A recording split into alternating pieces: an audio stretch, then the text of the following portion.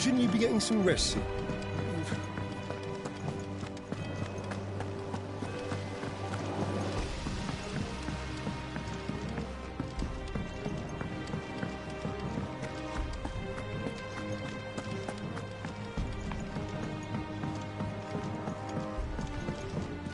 The little uns have been up to their old tricks again. Jill looked white as a sheet when they brought her back. I tried to think what happened to Elizabeth.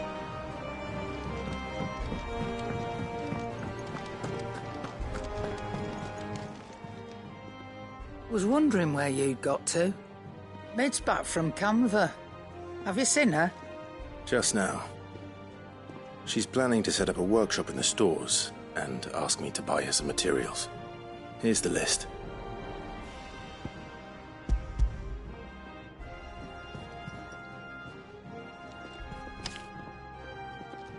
Think you can find everything on there? This lot. Wouldn't be much of a trader if I couldn't. Excellent. As for payment... It's paid. 100 times over by what that girl's done for us.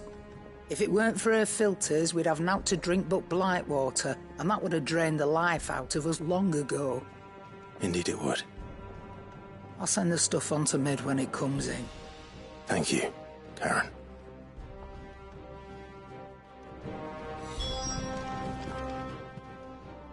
Well, don't just stand there gawping.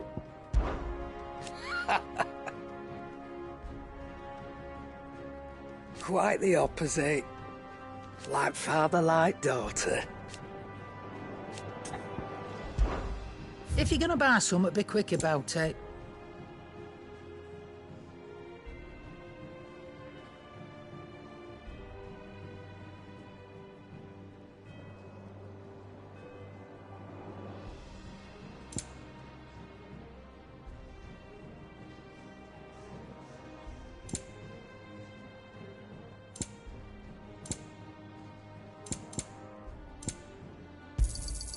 It'd better all be here.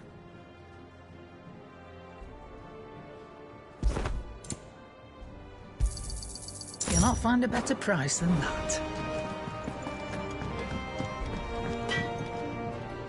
Blackthorn, you busy? What's it look like? I have a commission for you. From Mid. She requires certain tools.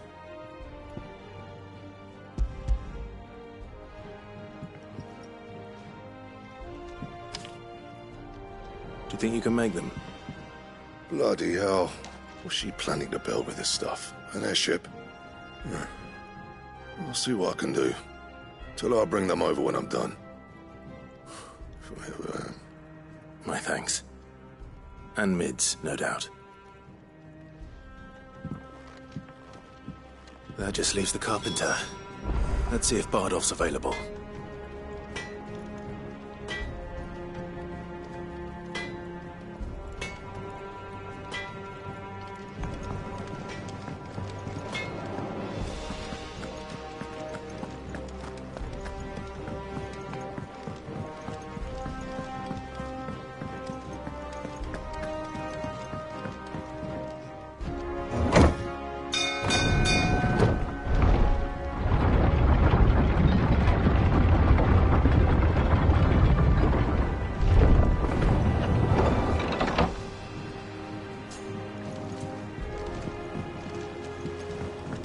Good oiling is good.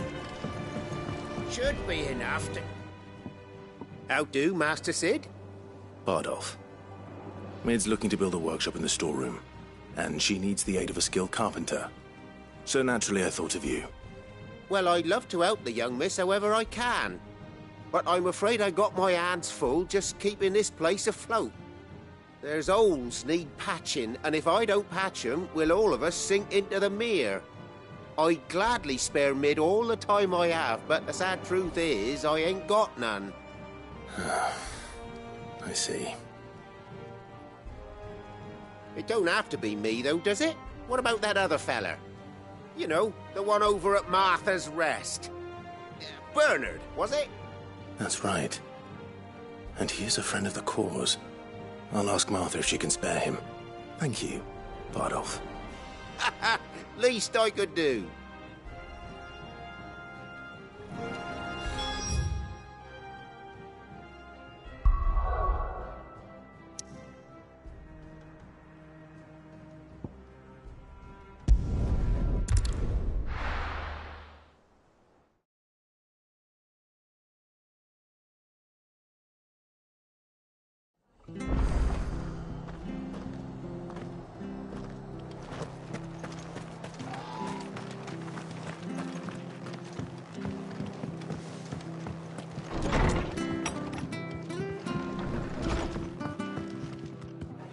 Ah, Clive, what brings you to the rest?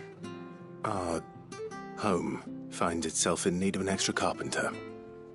I wondered if I might be able to borrow Bernard for a short while. I don't mind if he don't. We're all friends here, aren't we? Thank you, Martha. Do you know where I might find him?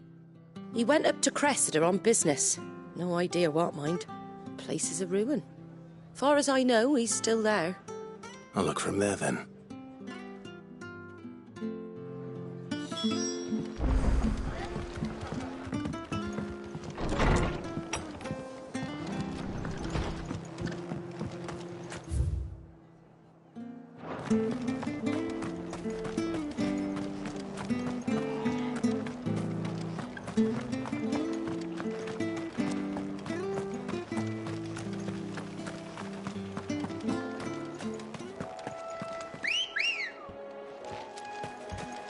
Come on.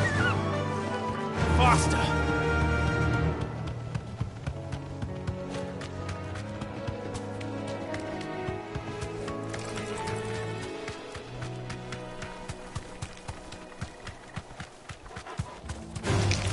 All right.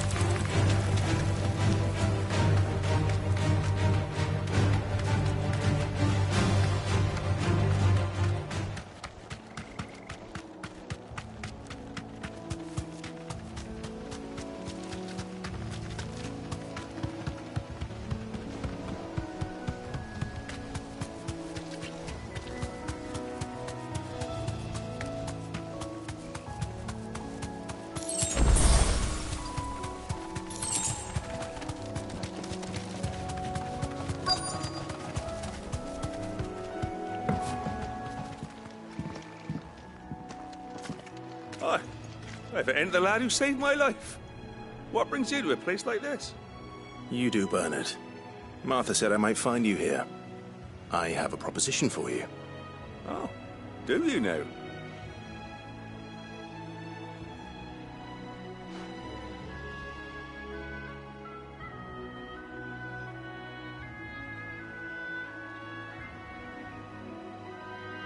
Building a workshop, you say?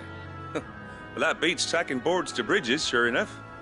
And if Martha didn't mind me being gone a while, then neither do I. You just tell me where you want me.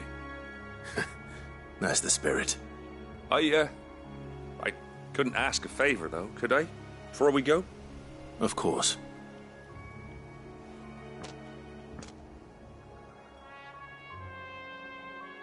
Well, that there is Cressida, where I grew up. Ain't much left of it now, though. Except my parents' graves. But I came up here hoping to visit. I even patched up the bridge to get across. Only to find the place crawling with fiends. But you're a dab hand when it comes to dealing with beasts and bogles, ain't you? Any chance you could, It's the least I can do. Well, thank you kindly. And take care.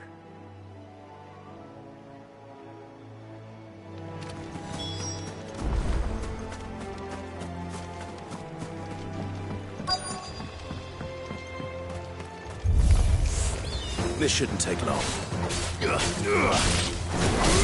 Stay down!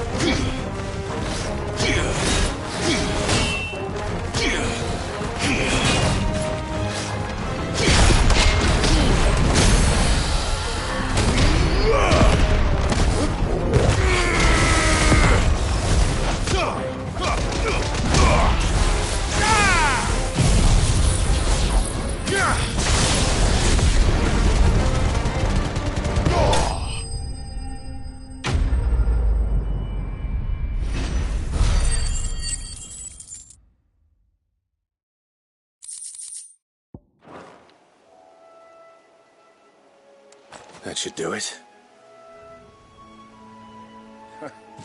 You made short work of that lot. Thank you, son. Now my folks can rest in peace once more. How long is it since the village was abandoned? Oh, people started packing their things after the duchy fell. Between the Blight and the Imperials, you just couldn't make ends meet. Must be nigh on a decade since the last wagon left. Oh, it may as well have been a century, looking at the place. This isn't the Cressida I remember. I'm sorry. Ah, don't be. Can't live in the past, no matter how nice it might have been. As soon as I'm done saying a prayer for those that raised me, it's on to your hideaway. I'll meet you there.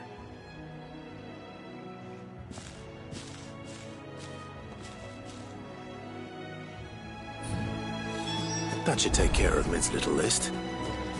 Better head back before she thinks of anything else.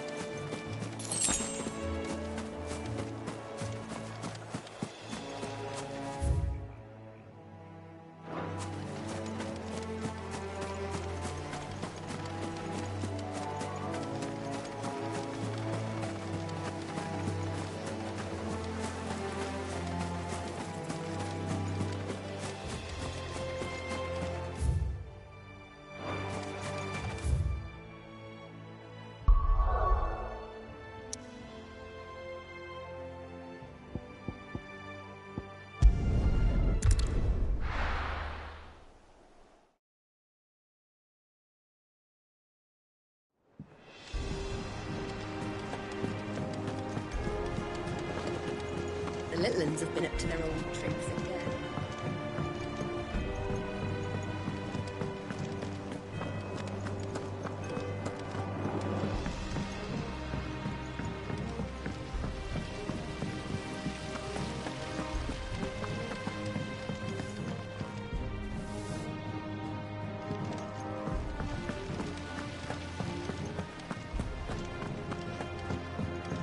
Shouldn't you be getting some rest, Sid? All right, Clive?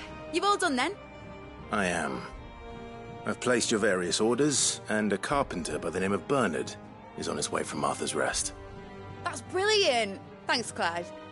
Is there anything else you need? Nope.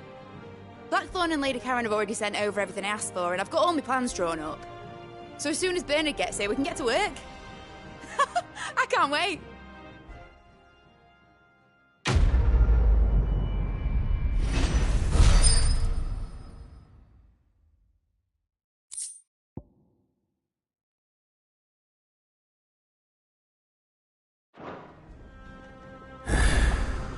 That's my good deed for the day done.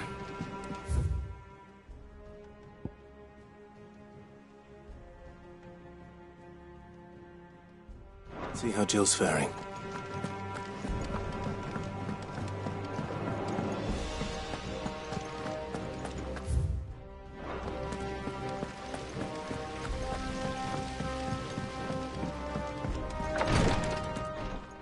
Ah, Clive.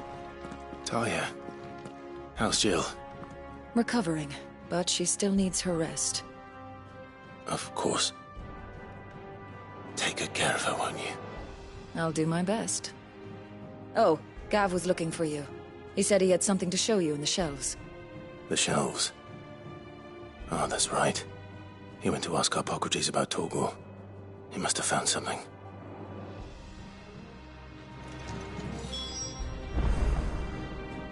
You have the look of a man with the twins upon his shoulders, Rodrigue. Talia has tasked me with removing a Cursebreaker's brand. But it's my first time, and I don't think I can do it. I'm afraid of what happens if I fail. You survived, I know, but near as many die as recover. Is it really worth the risk? You don't need me to answer that. You know full well what we're fighting for. I hope as much as you that one day bearers can walk among others as equals. But until that day, a brand is a burden, and we must lift that burden in order to go undetected. The operation may be dangerous, but it's also essential, and we undergo it willingly. I know. I still wish there was some other way. But griping about my lot helps no one, I suppose. Don't worry. I'll do what must be done. I know you will. Unfortunately, the first thing that needs doing is the preparation of a draft to dull the pain. Something I can't do with the infirmary's ammonia supply so low. What few leaves we have would barely be enough for removing a splinter, let alone a brand. Just tell me what you need. You'll go? Oh, thank you. No one knows Herblore like Talia, and she swears by ammonia for easing pain. It's simple enough to find, if you know where to look. And fortunately for you, I do. Along the river near the village of Amber over in Rosaria. Just search for the bright blue blossoms.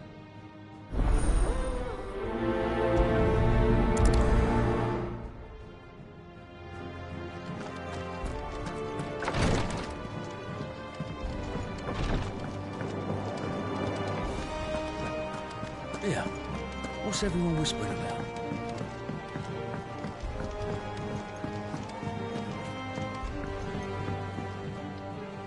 Do you have a moment, Sid?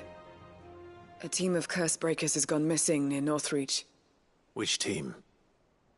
Coles. They were sent to liberate a carriage of bearers before they could be smuggled to market.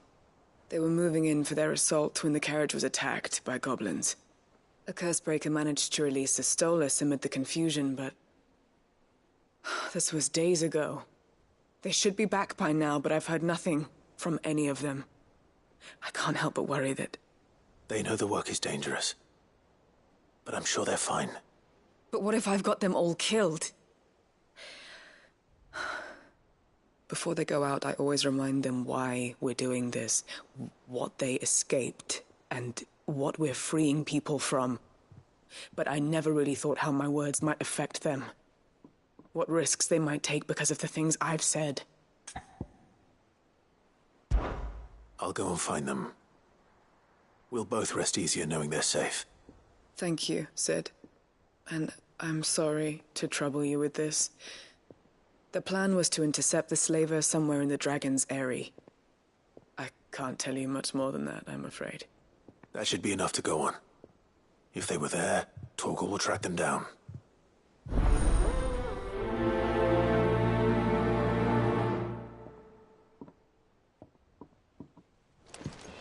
The little uns have been up to their old tricks again. Jill looked white as a sheet.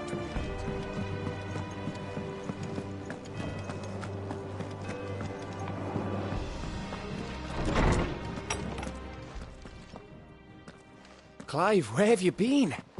I've been wanting to ask you something about Torgal. Where did you get him, like, in the first place? My father brought him back from one of his expeditions into the Northern Territories. They were crossing a snowfield when they heard his cries, and, seeing no sign of his pack, they took him in. What do you reckon, Tomes? It certainly adds weight to the theory. Clive, I believe that Torgal may be no mere hound, but a rare frostwolf, an animal native to the far northern reaches of Valisthea. In one of our oldest bestiaries, I found reference to a frostwolf who served as guardian to an ancient queen of the north. Such was his mastery over ether, he could cast magics on command. His name was Fenrir. Fenrir the Frostwolf.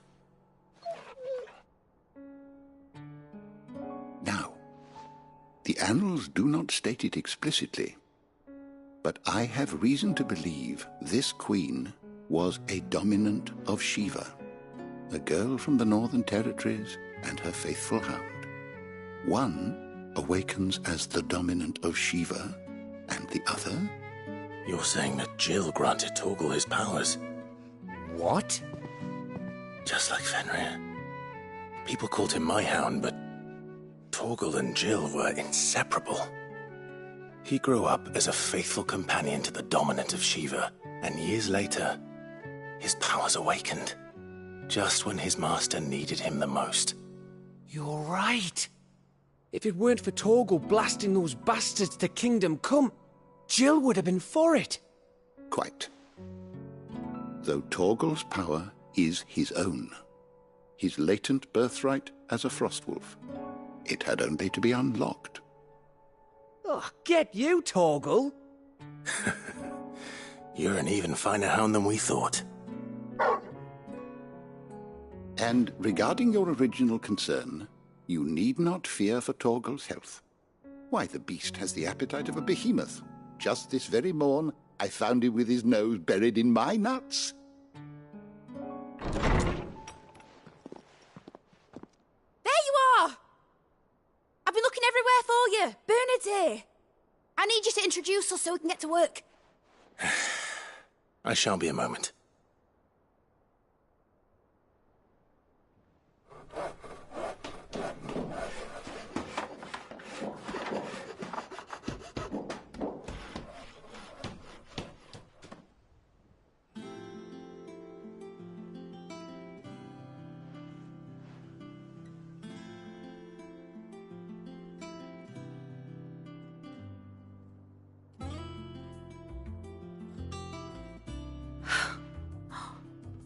Isn't it brilliant? It is. Well, I couldn't have done it without you. You and everyone else. But I promise I'll pay you back. I'm gonna work my fingers to the bone for you lot. Starting right now. Just you wait. I'll make wonders like this world's never seen. Then I look forward to seeing them.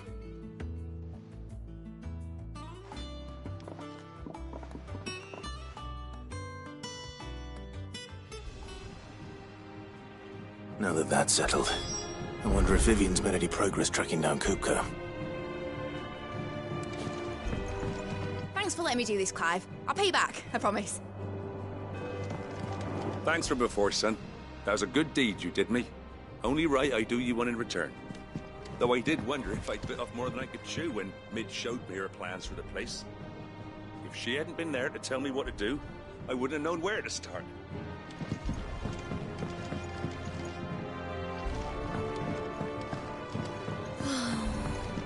I wish Miss Midador would let us help her with her dungeoneering.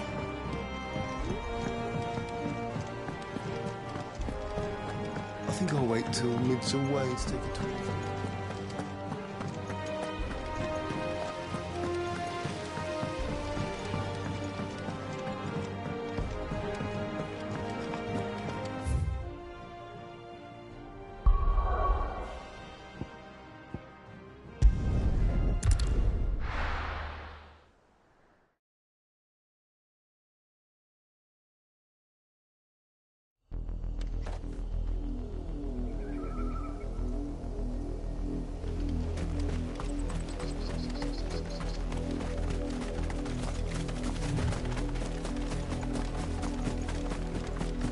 The river was easy enough to find.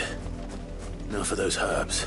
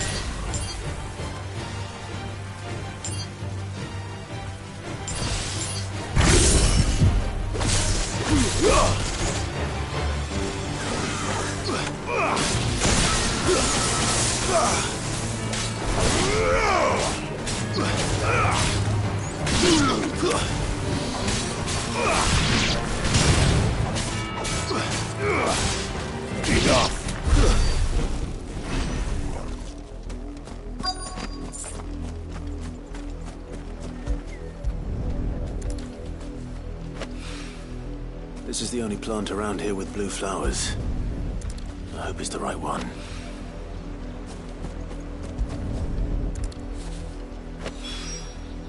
Should be enough to keep the info.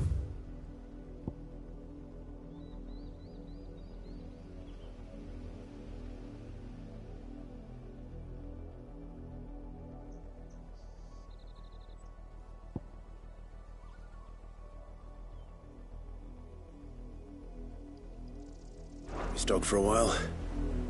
Hopefully this'll put Rodriguez's mind at ease. Run like the wind.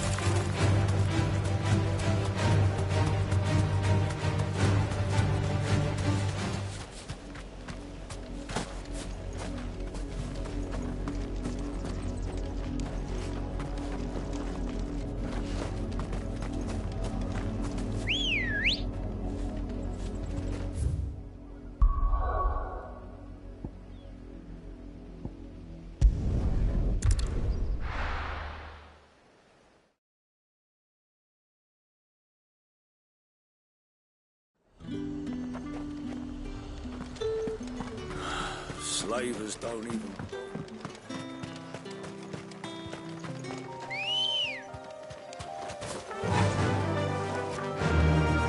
Fly, Ambrosia.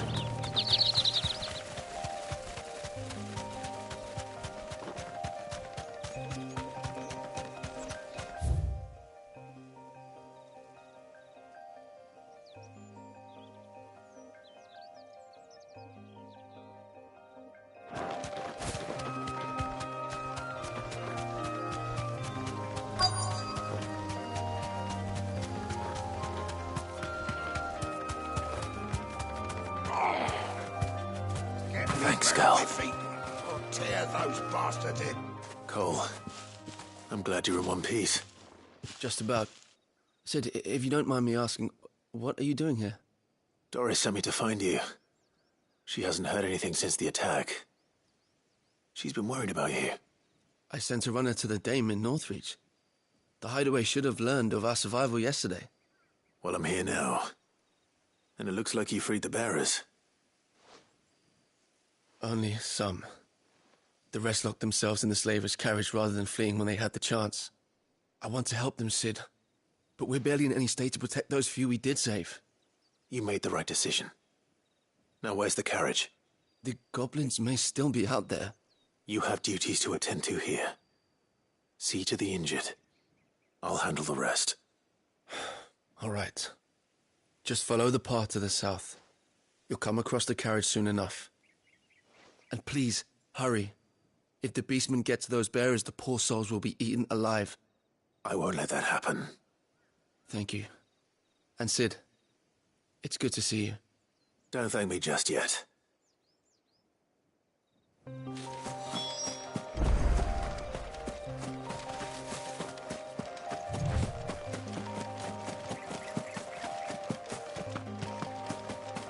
They're trying to get into the carriage.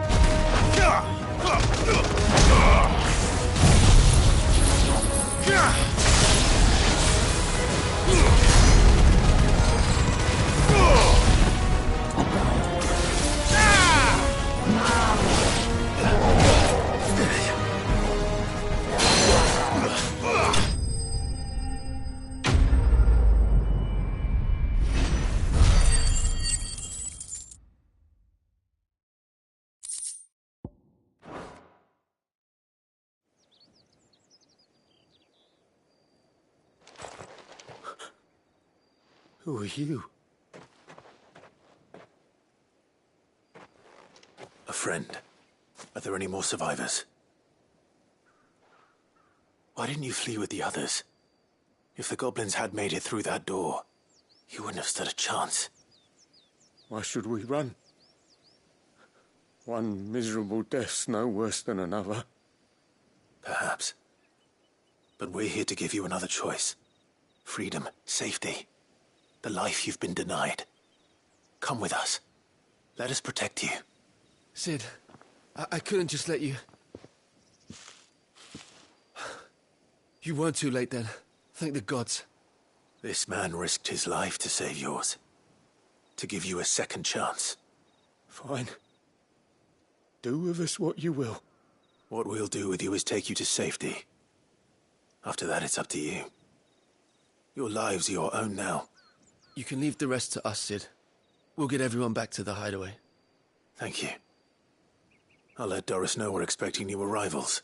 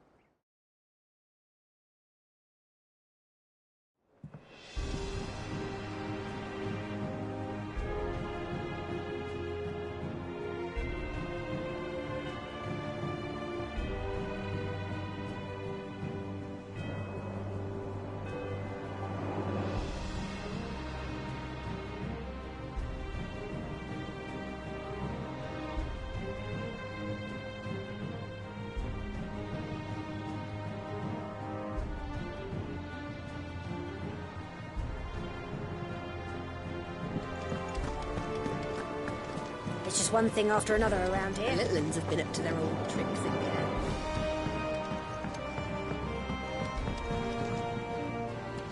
Cid, welcome back. A Stolas from the Dame arrived not long after you left. If I'd just waited a little longer, I might have been able to deal with things myself. Or maybe I wouldn't. I keep making the wrong decisions. Cole and the others got home safely. You made exactly the right decision. No, I was lucky.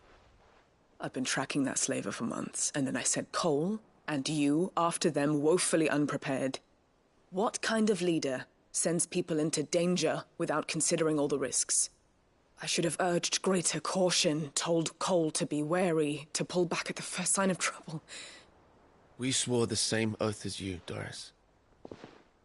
It's good to see you safe and well, Cole. I'm sorry. With all due respect, we Cursebreakers don't risk our lives because you commanded of us. We risk them because we believe in our cause. No one with doubts ever joins our ranks. The agony of removing the brand more than sees to that. We all know how much bravery that takes. Cole, I never doubted your courage. Only my ability to see it put to good use. Thank you for your faith in me. I'm not sure I deserve it. I sometimes wonder if I might prefer to risk death alongside the others than ask it of them. But I'm a curse breaker. I swore an oath too. I have a role to play, and I must trust that I'm the right one to play it. You will. In time.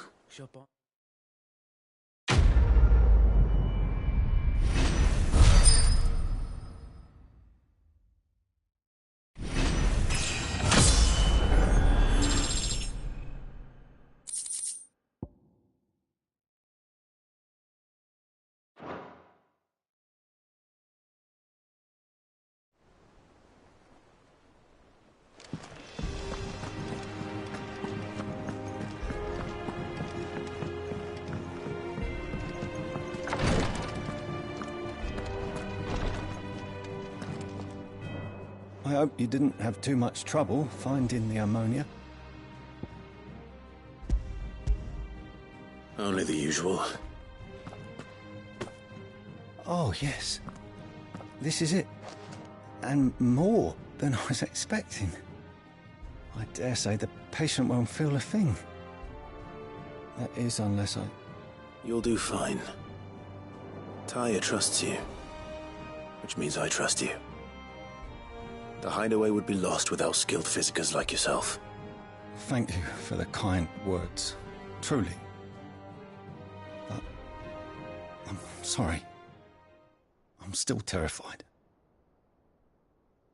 The brand is more than just ink on flesh. It's a death sentence.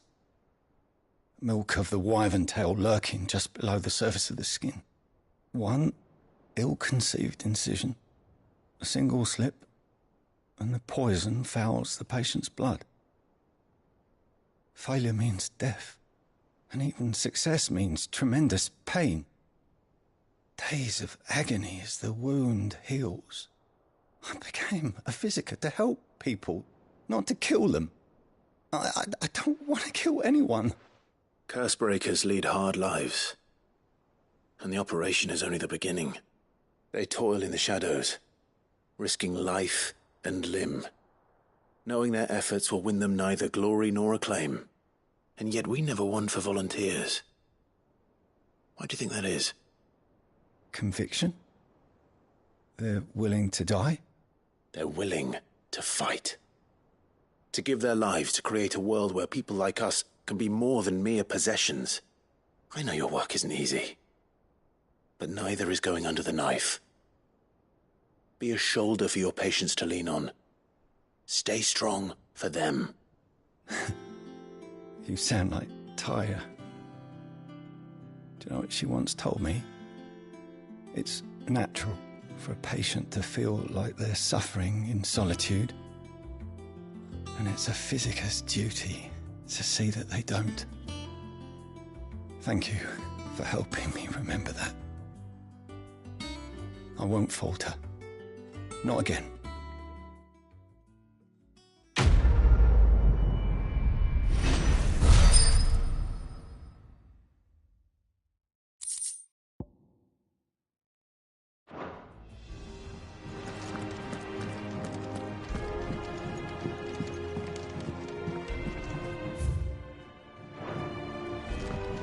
I'm feeling a lot better, thanks to Taya's remedies. But she insists I rest.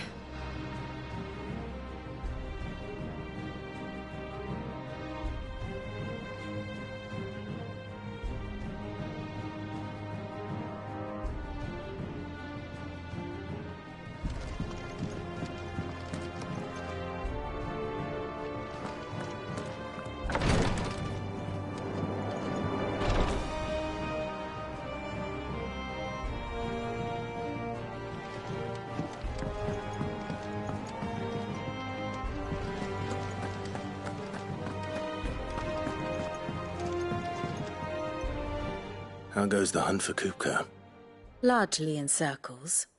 We have myriad sightings of strange soldiers in unexpected places, but nothing definitive as yet.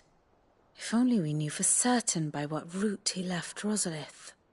Well, keep at it. If anyone can piece this puzzle together, it's you. And I'm willing to wait as long as it takes.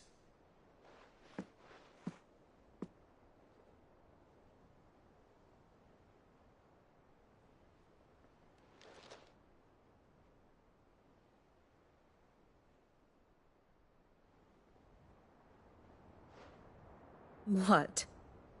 Here? Would that be a problem? Do you know, Clive, I believe it a mercy that you didn't inherit your father's throne. Your poor people would surely live in fear of you. You have nothing to worry about on that front. I won't be claiming his crown. That is a relief. Clive, have you got a minute? We, have a guest. A guest?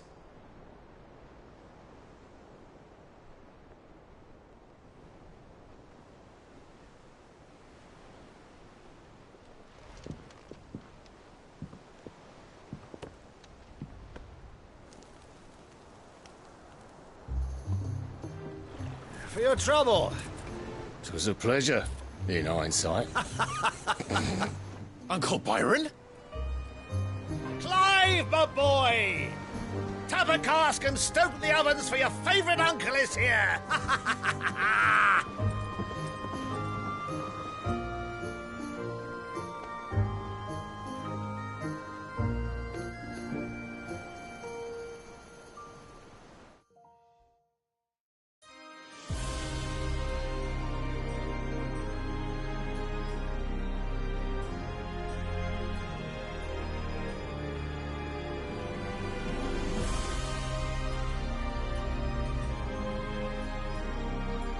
The Dhalmekian government sues for peace. How shall we respond? If they're willing to accept their fault in the matter, I see no reason to refuse them. Still, we must insist on substantial reparations. Twinside stores are not as bottomless as reported. Aye, and we have many more mouths to feed. We shall just have to have the Dhalmeks empty their treasuries for us.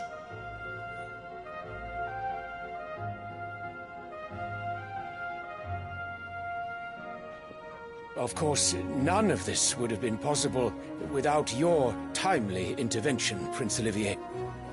Indeed, I doubt any of us would have had the courage to trade words with the mighty Titan, nor less the wit to win him over. The Empire owes you a great debt. May the blessing of the crystals go with you, Your Highness. May the blessing of the crystals go with you. Very good.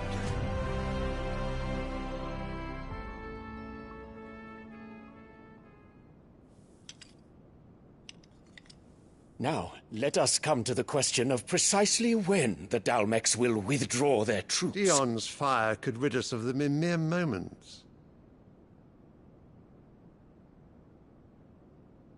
The men of the Fist will not withdraw until a peace treaty is concluded. So let us keep the negotiations open, give them time to gather what gold and trinkets they can, and once they deliver that which we demand, what worth is a piece of parchment? Your Radiance, were Prince Dion to take the field, the enemy would surely send their own dominant to meet him. And while His Highness would of course prevail, there would be heavy losses on both. You need not fear Hugo Kupka. He is engaged on the Western Front. Even were the Dhalmeks to send for him, he would not arrive in time. As much as I would enjoy witnessing a clash between Bahamut and Titan, it is not to be. And what of your subjects, Your Radiance? If the fighting spread to the city proper, the people would bear the brunt of it. There will be losses, it is true. Yet for every citizen who falls, another can be bred. For every home that burns, another can be built. The Empire will live on.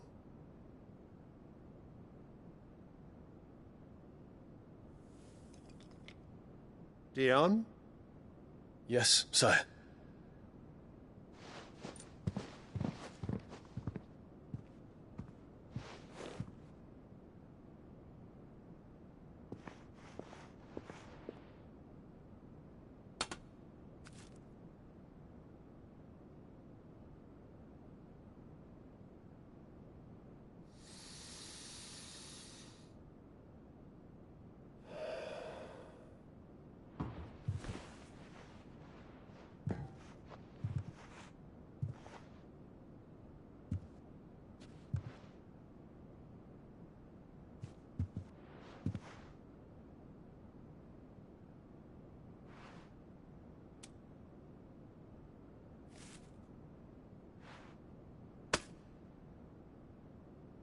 prepare for battle.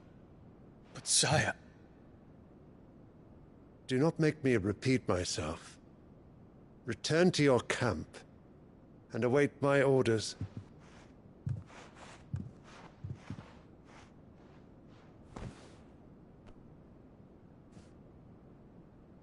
If that is your wish, Your Radiance, I shall depart at once.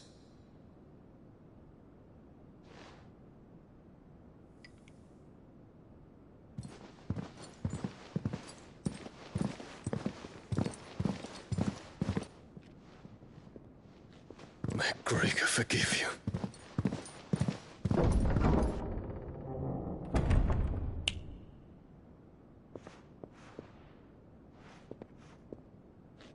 What do the astrologers augur? The stars are in agreement, Your Radiance. The shadow of treachery hangs over Prince Dion.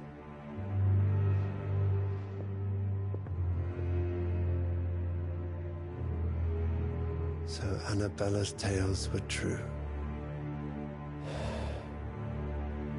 You disappoint me, Dion.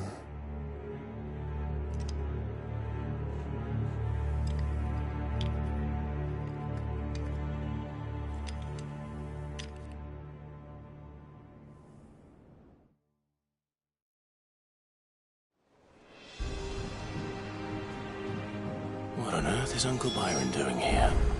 Only one way to find out.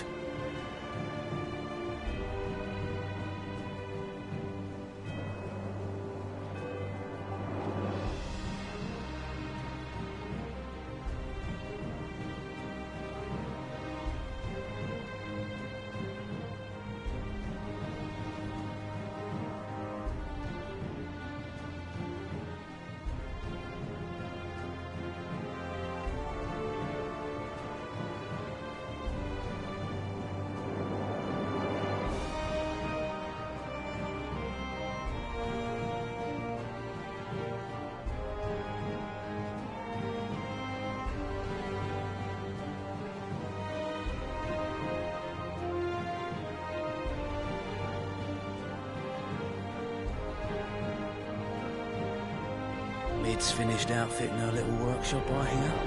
With a little help from Cid, of course. Of course. Our new leader's no better at resisting her wheedling than the old one was.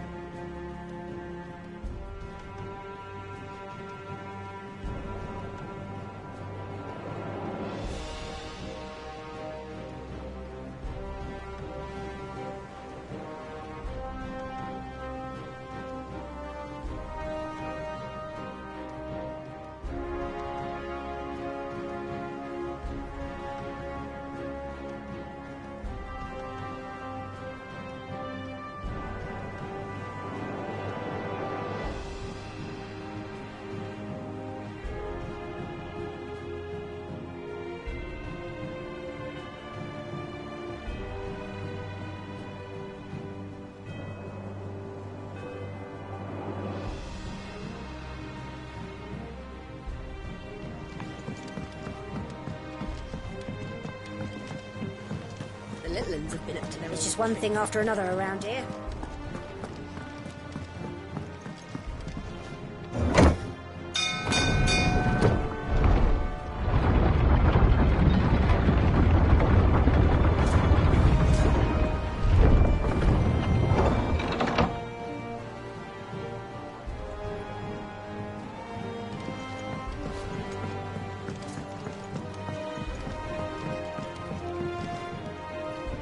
Ah, my dear nephew. How I've missed you.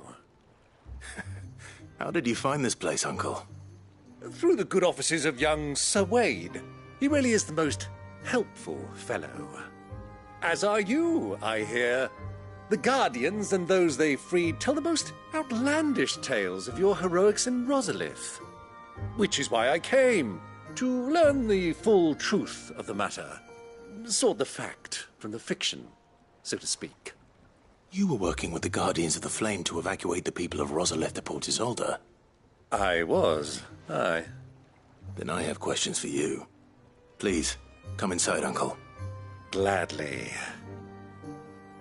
You there?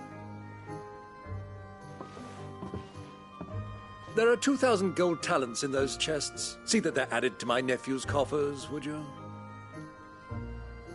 2,000?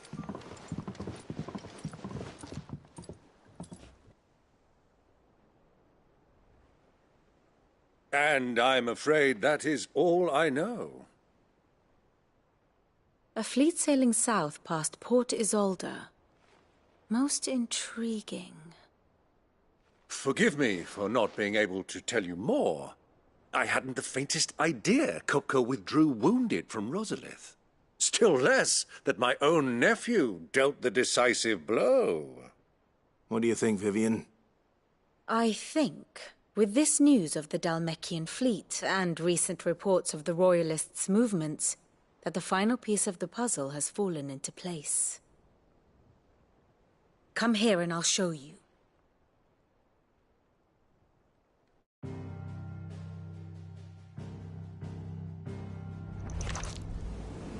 It is known that Kupka's forces entered Rosaria via its unguarded coast. So can the same be said of your visitors from Waloed? Certainly her Royal Navy is famed for the efficiency with which it bears her knights from one battlefield to the next.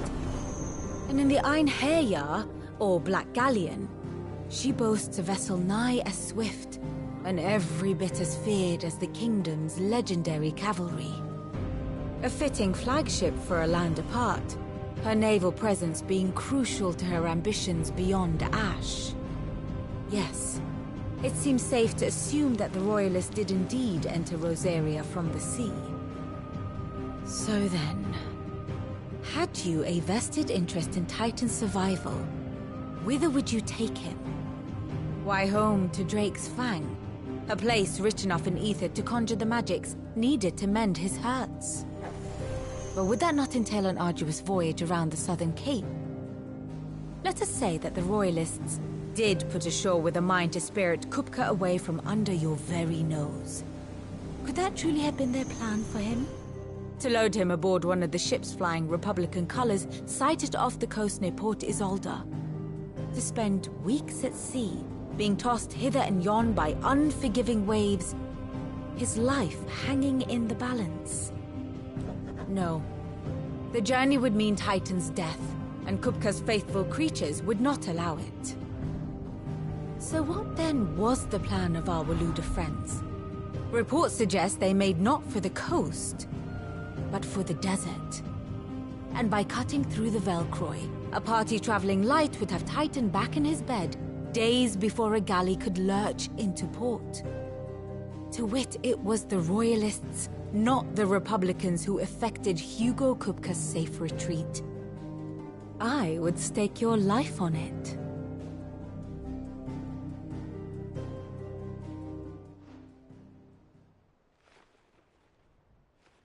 So it was the Waloeders who spirited the wretch away. Now I think about it, there was something a little strange about the ships I saw. The men seemed almost crestfallen, as if in mourning, as if they believed, or were made to believe, that their master was dead. You have a keen mind, Lord Rosfield. And you have your answer. To find Kupka, you have merely to follow the Royalist trail across the Velcroy.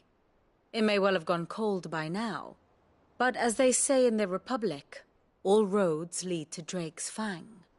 Allow me to accompany you part of the way. As luck would have it, I had intended to journey Canberward on business after visiting you here. The Fang would be but a short detour. I'd be glad of the company. Give me a moment to make ready. I need to tell my friends what we've learned, and where we're going. Very well, but be quick about it, my boy. Time waits for no man.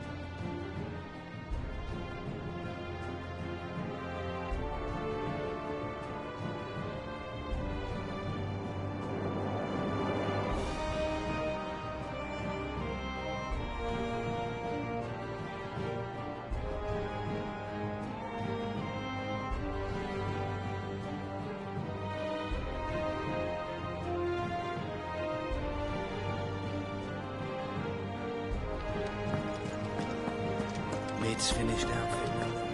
Why hang up? With a... Welcome to the Patron's Whisper. Come to claim your just desserts? Come again. I may have more for you.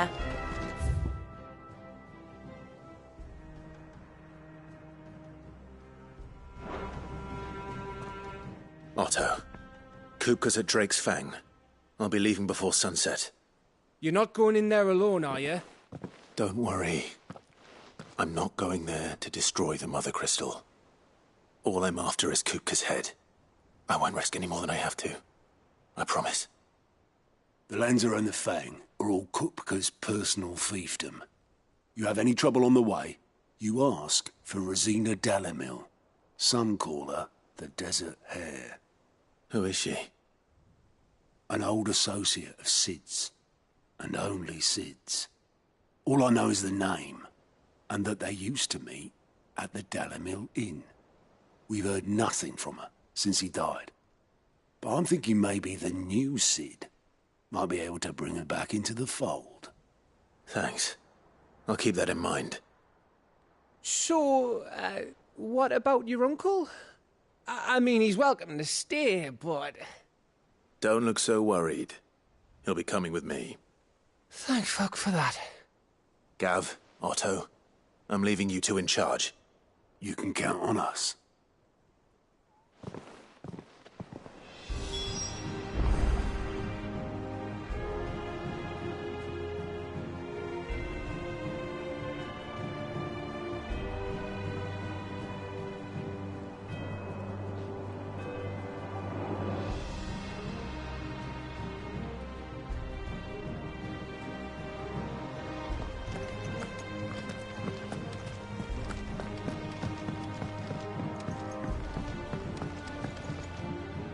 All right, Uncle. I'm ready to depart. Shall we? We shall. Come, let us away to adventure.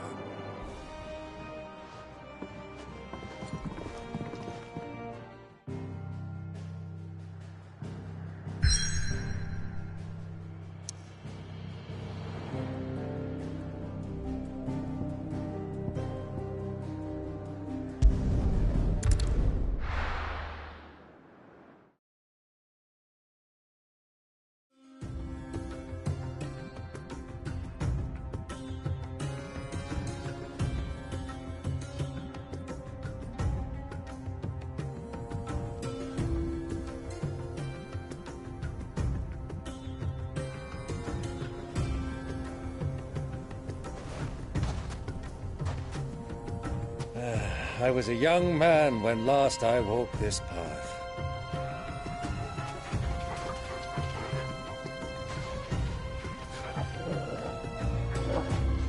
There's an old trading post not far from here. The road to Drake's Fang leads through it. The trading post it is.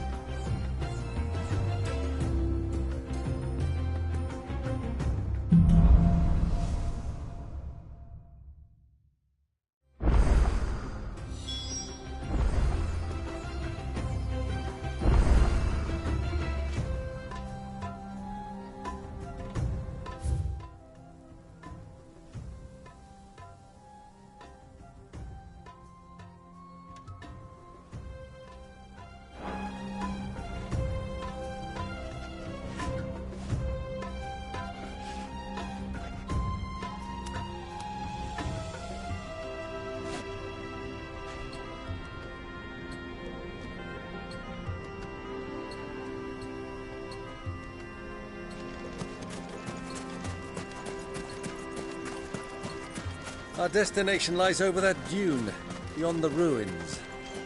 Mark them well, Clive. It's all too easy to lose one's bearings in the sands.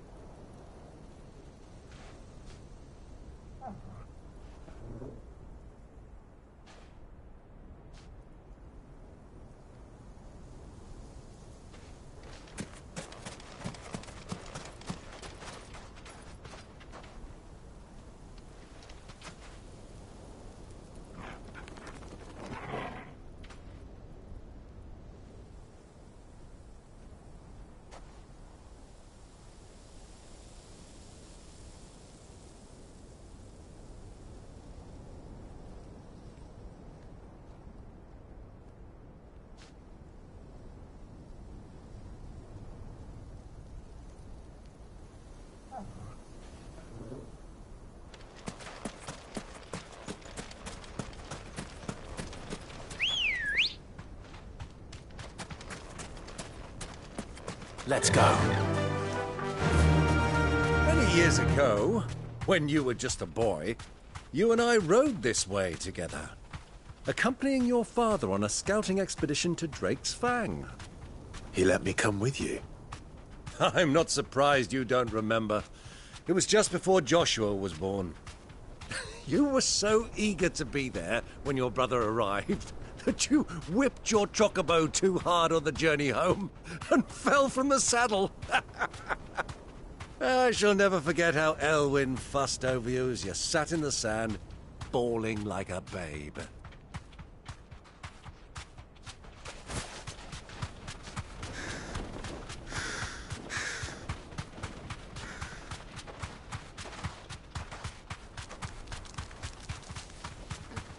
Who do you think those soldiers are?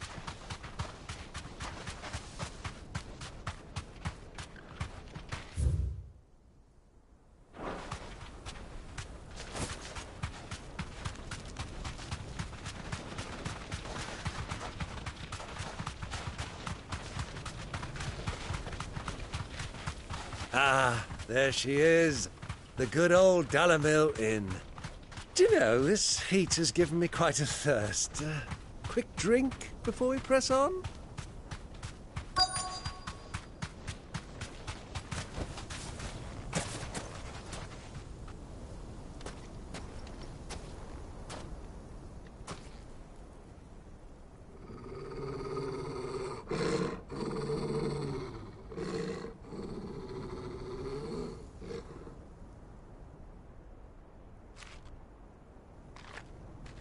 Look, there. Those are Ashen steeds. No doubt about it. And such a long ride from Stonehere. Our Waluda friends must be soothing their saddle sores in the inn. Shall we join them?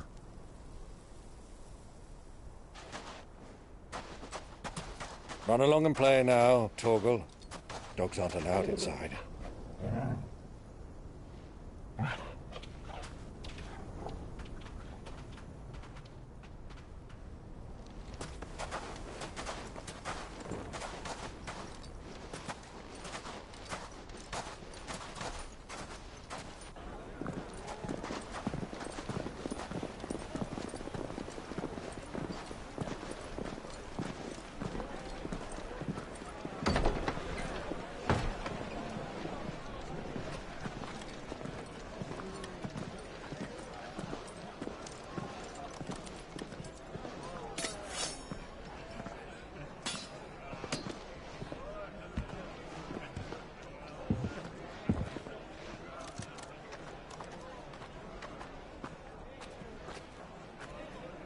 Good day to you. Eating?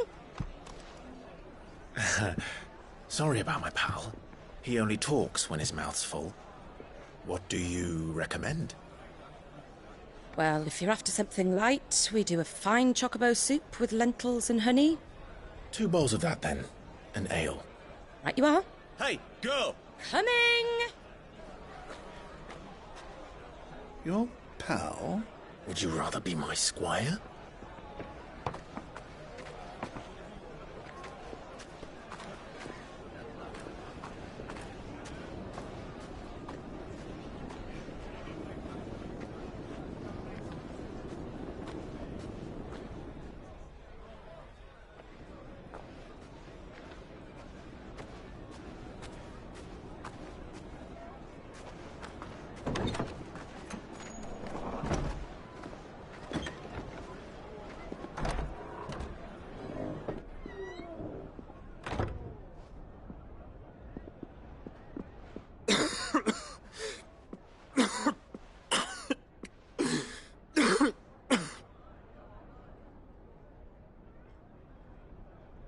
Your Grace, it is plain you are not yet well enough to travel.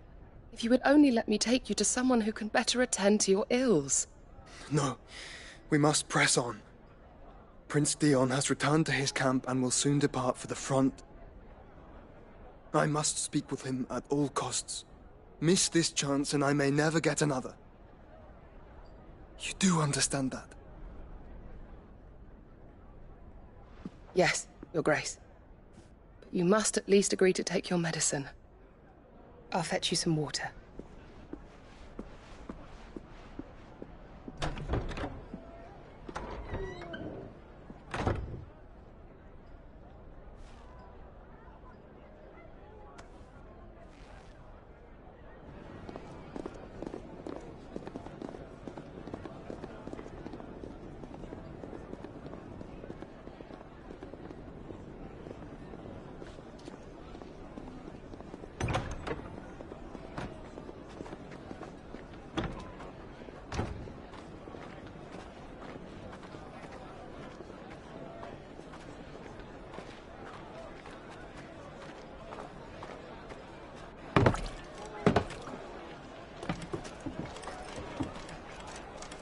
Keep watch, they tell us.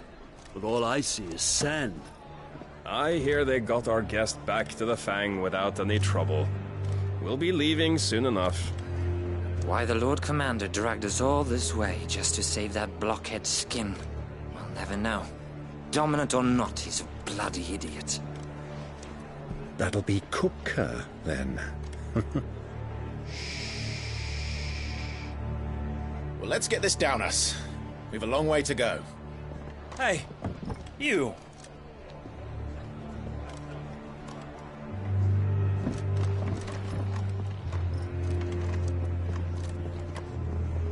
Uncle? Sorry.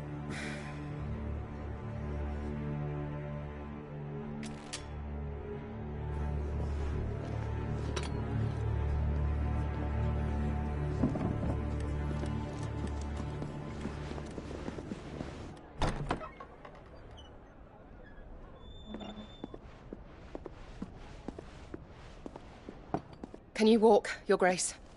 What's wrong? I fear trouble may be brewing downstairs.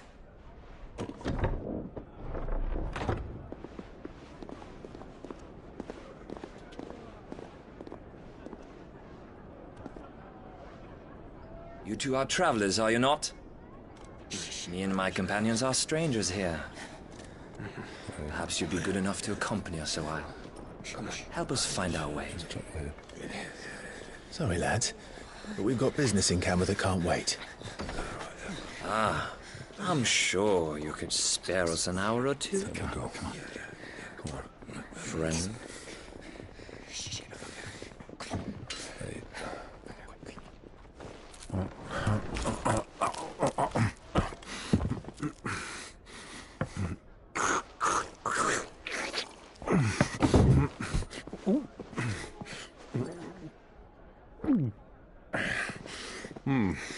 I'm afraid we don't have a moment to lose.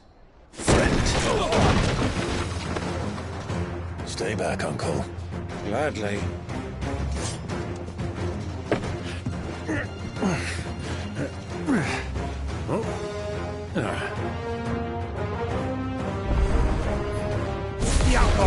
Thank you!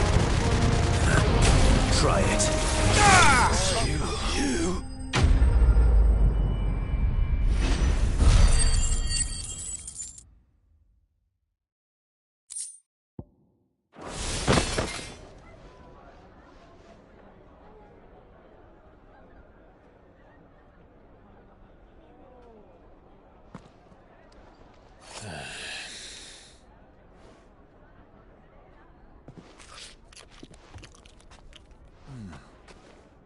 For your trouble.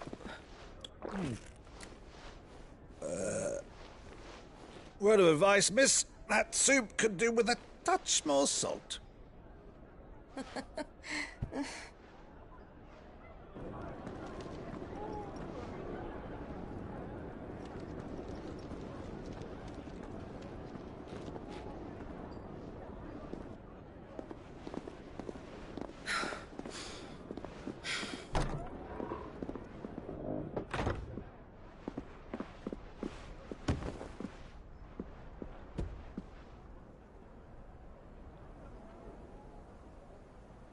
Now's our chance.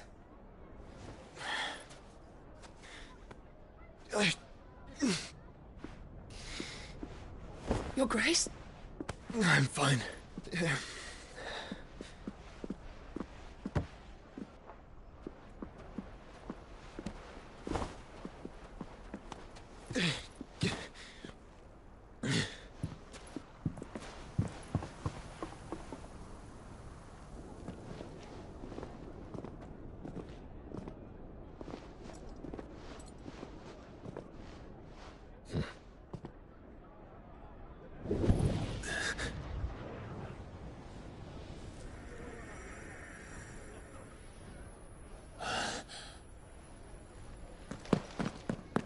Clive?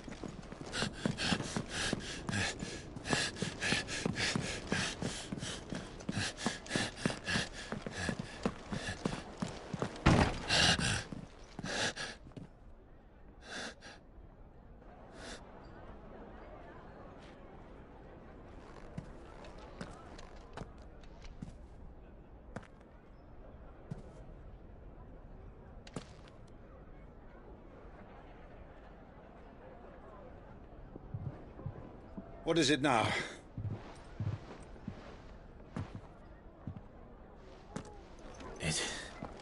It's nothing. Let's go.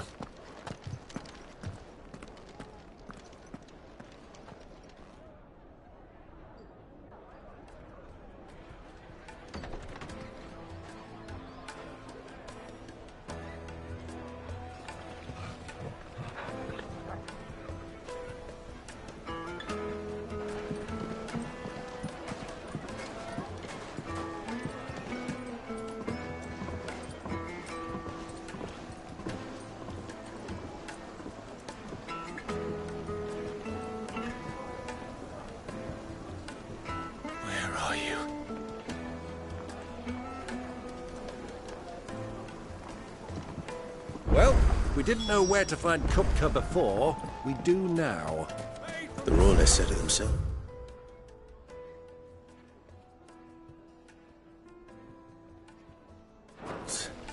Their guest is in the Fang. We should press on.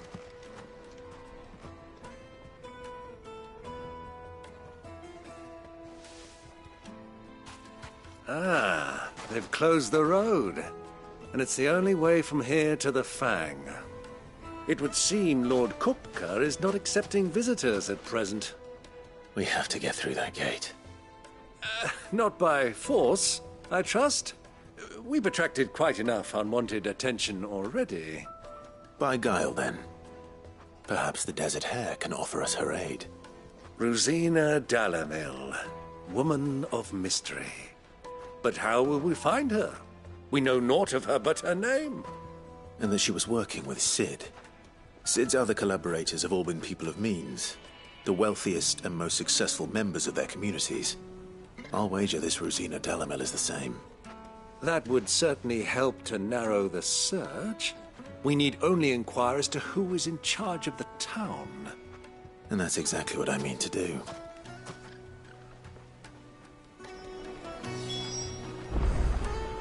Looks like we won't be getting back to Drake's Fang anytime soon. Anything I can interest you in?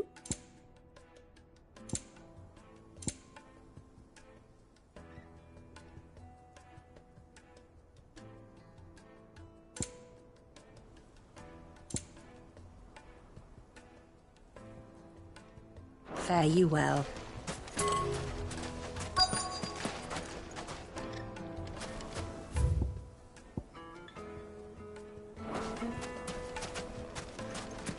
Light it, for Gilbert's sake.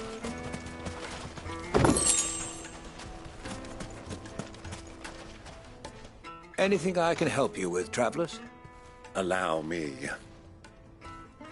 My good man, we represent one of the oldest and greatest trading houses of Port Isolde. We're seeking to expand our business in the region and would very much like to make the acquaintance of Dalamil's leading entrepreneurs.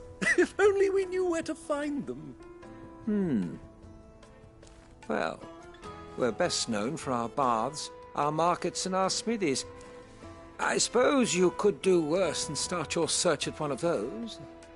Thank you. You've been most helpful. Oh, you wouldn't happen to know a lady by the name of Rosina Dalamil, would you? No. I can't say I do. Well, thank you all the same.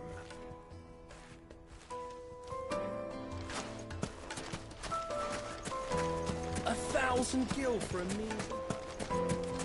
Won't you come and play, handsome? Your arms are like iron. Silver platters, hanging lanterns, pick it up from your door.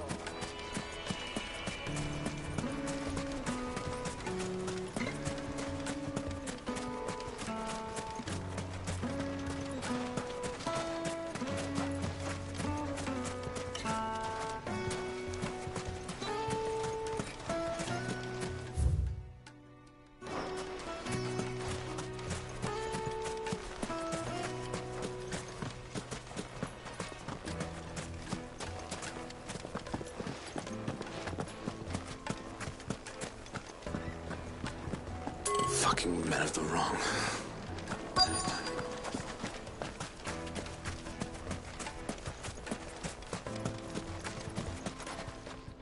What do you want? Can't you see I'm busy? I won't keep you long. I'm looking for someone. A woman by the name of Rosina Dalamil. Do you know her? Never heard of her. Is that all? One more question. If I wanted to find the richest trader in town, where would you recommend that I look? Oh, that's easy. The Briar's Kiss. Won't find a finer smithy this side of the strait. The owner's only a young sprig, but he's got all the right ideas. The Briar's Kiss, you say? Thank you. I doubt this young sprig is the person we're looking for. You said Sid's contact was likely to be an influential sort. Influence comes with age and experience. Believe you me. Looks like we won't be getting back to Drake's Fang anytime soon. Mummy, I want to play with the crystal. How many times do I have to tell you? Can I help you? Yes, I'm looking for a woman by the name of Rosina Dalamil. A long-standing pillar of your community, I believe, from old trading stock. Then you should ask Ferda. He's been here for years. Knows the place and its people like the back of his hand. And he's in with all the old merchant families. Try the baths. That's where you'll usually find him. Thank you kindly.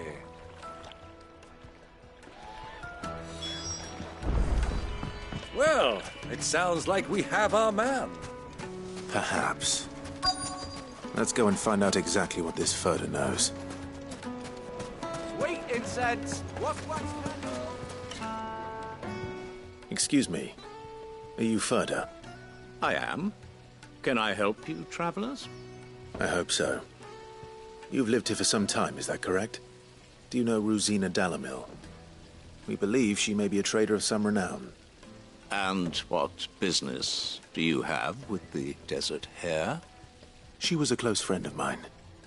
I was hoping she might be able to help me. Very well. Go to the Bordello. I'll arrange an introduction. Do you think we can trust him? Only as far as I think he... So you're the ones who've been sniffing around? I beg your pardon? Don't play the fool. Stick your nose in our business and you're likely to lose it. Ah! To me, Flames!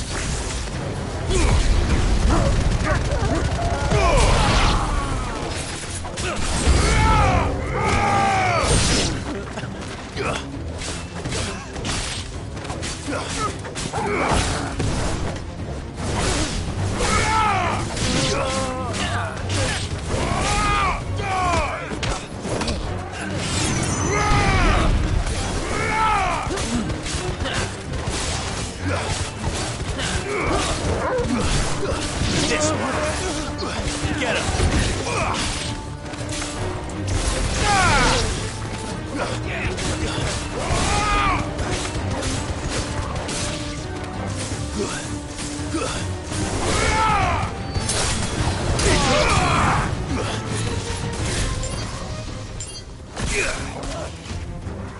Farewell.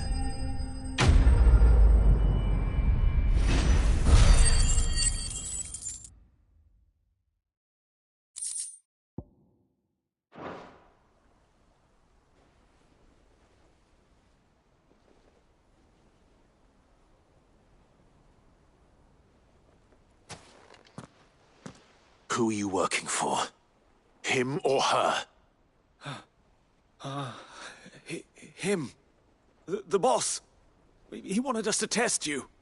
Though one could hardly call that a test. Lord Ferda? Look what the cat dragged in. Your skill with the blade is rare indeed, my lord. A fitting talent for an outlaw. You know who I am. So what now? Call in the Men of the Rock and collect the bounty? That isn't my decision to make. Our work is done. Take him to meet his precious Rosina, She will be interested to make his acquaintance. Yes, my lord. To the Lock of Leisure, then. To the Lock of Leisure.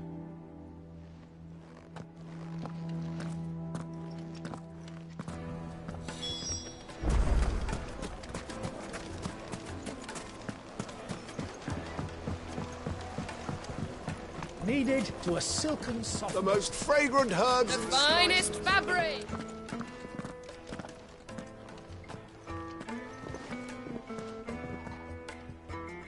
Is this the place? Lubor's Forge. The Briar's Kiss. Ah, so it was the young sprig after all. So much for Rosina Dalamil being a woman of experience. How wrong I was. It was an easy mistake to make, Uncle. After all, it must have been years since Sid last saw her. Sorry, him. Whoever this Lubor truly is, he's clearly a man of means. I'd say he deserves our respect. See that he gets it.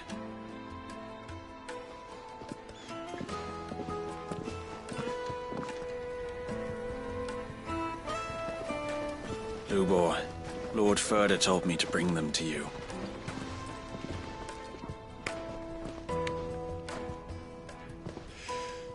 My boys tell me you're in need of assistance. Sid the Second? I won't waste your time. I need passage through the south gate.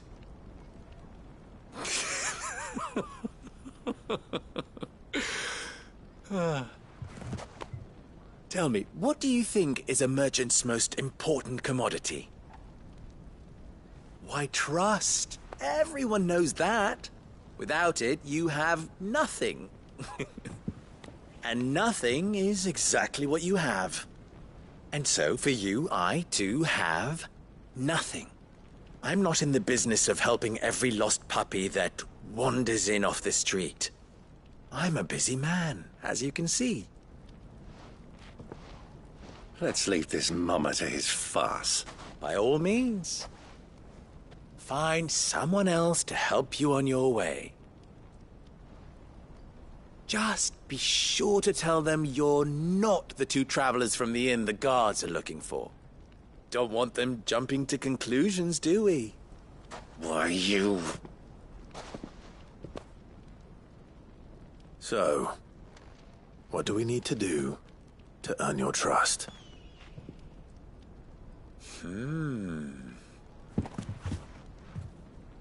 I like this one. Willing to do whatever it takes to get what he wants. Ha! Men like you have a special place in my heart. Why, you ask? Because they get me what I want. Always. Fine. So what do you want? Don't tell me you're going to listen to this swaggering scruff! We might as well hear him out. It's only natural that an ally of Sid's would seek assurances of strangers. Assuming he is an ally, of course. 5 years ago, he would have still been a boy. And yet even then I had more good sense than a man... 5 times my age? But enough of the pleasantries. We were speaking of what I want. I want you to put an end to the trouble in Dalamil. Return to me when you have done so, and you shall have my aid. Until then, I bid you good day. What trouble? If you're going to give us orders, be clear about them, damn you! Manners, Greybeard. One catches more damselflies with honey than with vinegar. What did you call me? My apologies. A word of advice in recompense. Follow the crystals. Oh, but that was 3. Oh, I'm making this too easy for you. Ha! It will be easy.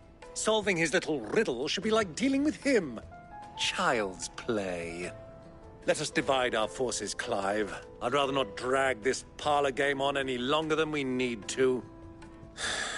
All right. Good luck, Uncle.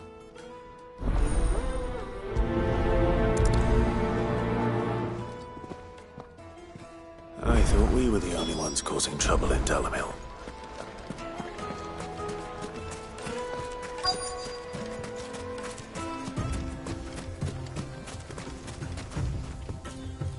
Excuse me. Is it true there's been trouble with crystals of late? You've heard, then? I've heard rumors. Damn thieves. Pilfering the crystals that were meant to fill our cups and light our stoves. Us common folk have hardly had a shard to share between us these last few moons. And it isn't as if we can buy them on the black market either. Whoever's taking them, they aren't sharing.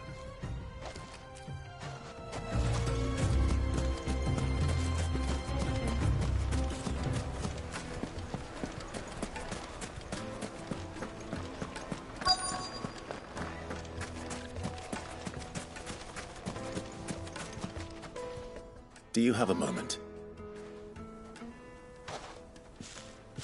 Depends what for. Just a question. Dalamil seems to be thriving compared to the other villages I came through on the way. Is there a reason for that? Well, we're a stone's throw from Drake's Fang, for one. The soldiers guarding the Mother Crystal and the shipments need a place to spend their hard-earned gil. The men of the Rock throw their money about like there's no tomorrow. Is that so? Well, thank you. Don't let me keep you from your work any longer.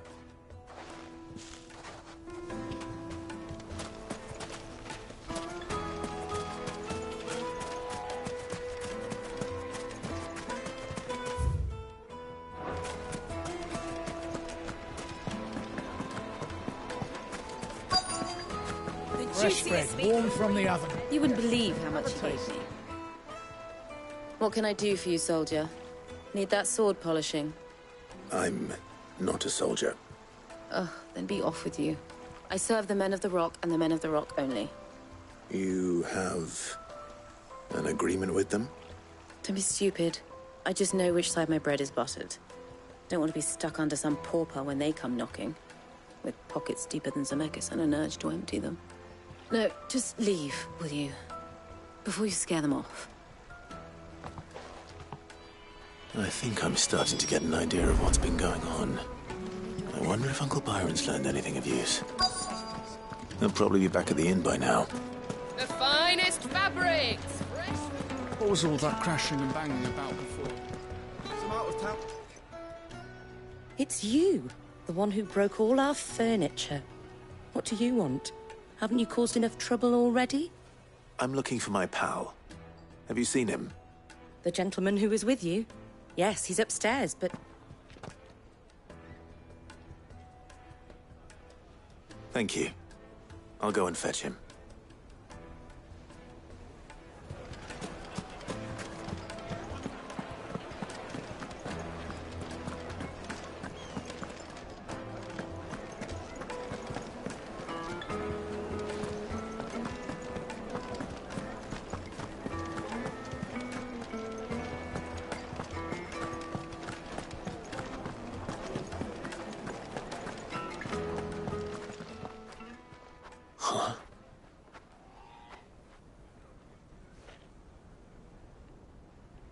Will this suffice as a deposit? By the sands. That's a black pearl.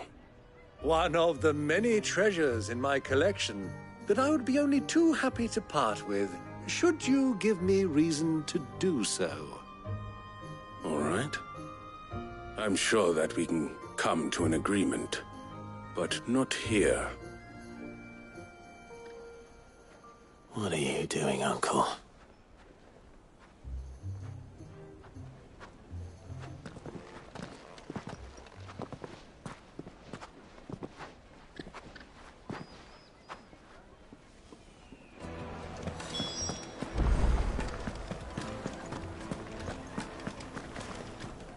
Care to explain why you're giving gifts to Kupka's men? Bait, my boy. One cannot catch one's prey without it. and I do believe I've snagged us quite the quarry. I started by asking around the markets as to where I might purchase crystals. I had no luck, of course. It's forbidden to trade in such things. But my uncharacteristic indiscretion just happened to attract the attention of those uniformed ruffians. They took me aside and said they could procure the crystal I sought if I proved I could pay for it. So the pearl was your proof? I thought they'd ask for more. A second-rate specimen like that would only fetch 500,000 or so. A small price to pay for admittance to the underworld. But enough about my little act of subterfuge. What did you discover? That the supply of crystals has dried up of late. And some people seem to think they're being stolen. Meanwhile, members of Kupka's private guard have been spending money all over town. I'll wager those soldiers you've been talking to have been siphoning off crystals meant for elsewhere, and pocketing the profits. I'll wager you're right. We'll meet with them then, just as you arranged, and put an end to the trouble Lubor spoke of. Ha! That preening popinjay thought this would be difficult. It just goes to show, one should never underestimate a Rosfield. We'll soon wipe that smirk off his face. I arranged to meet with the soldiers in a secluded corner of the Velcroy, far from prying eyes. The perfect place for a spot of double dealing. I trust I can count on your support, if things turn sour. Of course.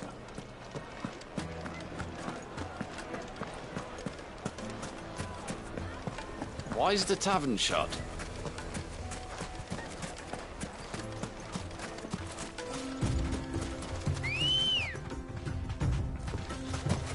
Ready, go?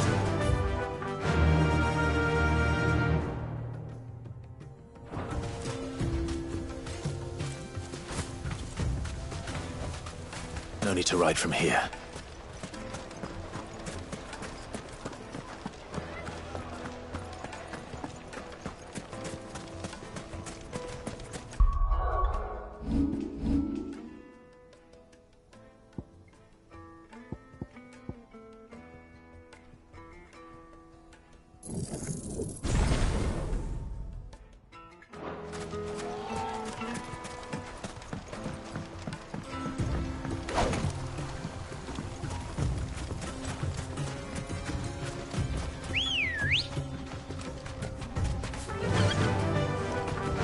Run like the wind.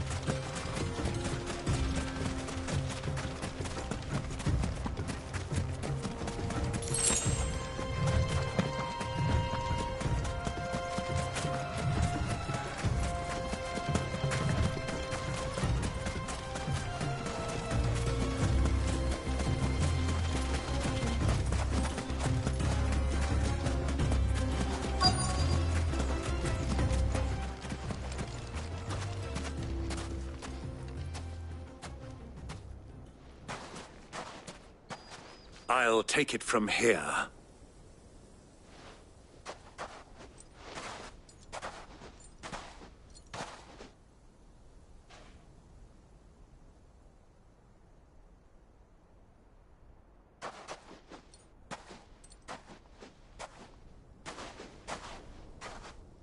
I was beginning to think you weren't coming, my lord.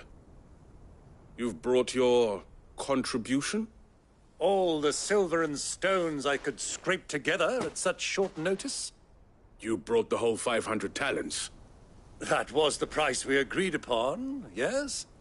If you've no objections, I'd like to see the crystal. Of course. Right this way, my lord.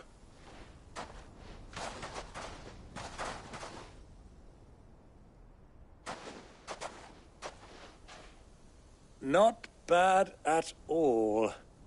You weren't lying about the clarity. But what of security? If I were to be stopped on the road, what guarantee have I that it wouldn't be seized as property of the Republic? Because these crystals are no longer the property of the Republic. You're not buying from us. You're buying from them.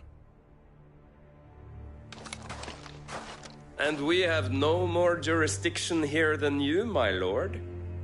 But we have ships, and will gladly deliver to a port of your choosing, now that our price has been met. Royalists, eh?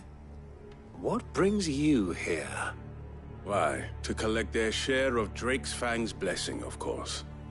Our nations are allies, and so they are entitled to a portion of the Mother Crystal's bounty.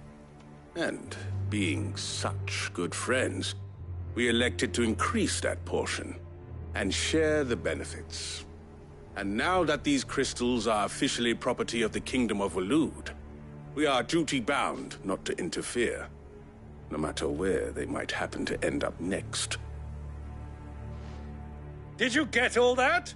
They're in cahoots! So it would seem. My lord, what is the meaning of this? Double-crossing dogs. They're not here to do business. Kill them! Kill them both!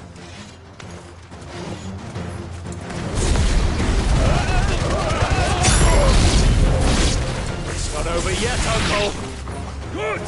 I'm just getting warmed up! Stay down!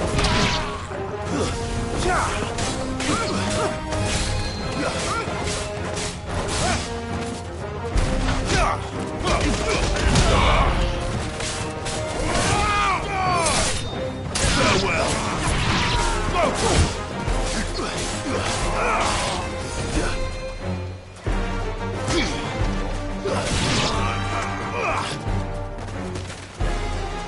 Over here!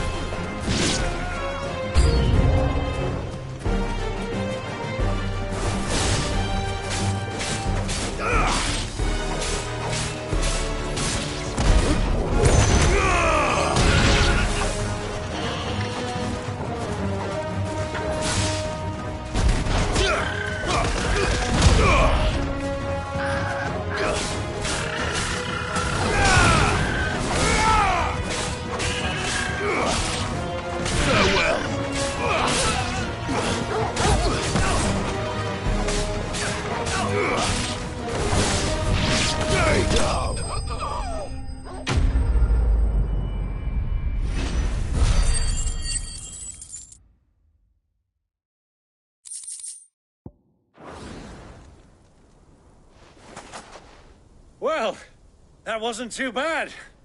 How'd you like my performance, huh? I've often played the villain on the stage. I think I did the role justice. Don't you? Greybeard, you were magnificent. The battle scene was particularly thrilling. Such a shame you didn't have more of an audience, but perhaps that's for the best. How long have you been watching?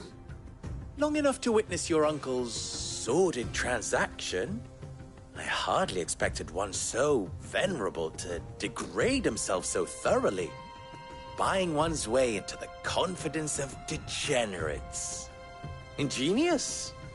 This was the trouble you spoke of. The men of the Rock taking crystals meant for the common folk and conspiring with the Royalists. Well, now it's over. Indeed it is.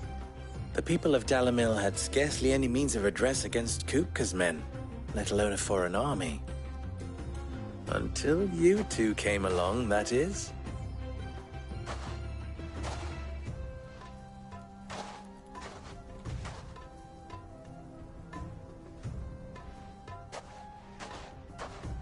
Well, we'd better get these crystals back to town. You won't mind waiting with them while I fetch a wagon.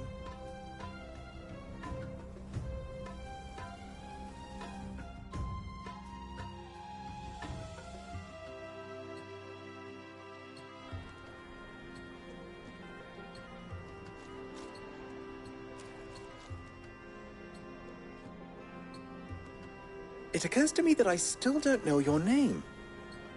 Clive. So, Sid the Second is a Clive? I suppose it could have been worse. Well, Clive, you held up your end of the bargain, so I must do the same. Passage through the South Gate, was it not? To tell the truth, you've helped a little there too. Many of the guards have already been redeployed to deal with the issue of their missing comrades. And those left behind have been encouraged to look the other way should you attempt to pass through. Thank you. And please allow me to cover your costs. You still have the purse I gave to the soldiers, I trust? I saw you pluck it from one of the bodies. Oh, dear. Was I really so obvious? And my name is not Greybeard. It is Lord Byron Rosfield, thank you very much. Nope. Thank you very much, Greybeard. Of all the... Ugh! Here, wear this.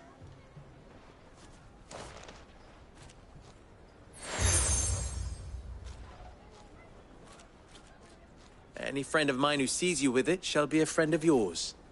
Thank you, Lubor. And please, feel free to send one of my Stoluses back to your people. Tell them that Rosina Dalamil is back in bed with Sid.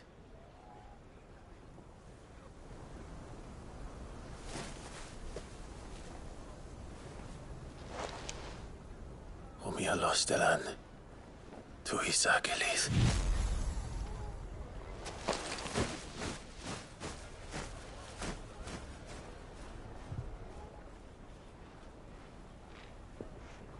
I'm trusting you, Sid.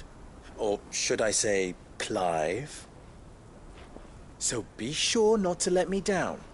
I have a reputation to uphold.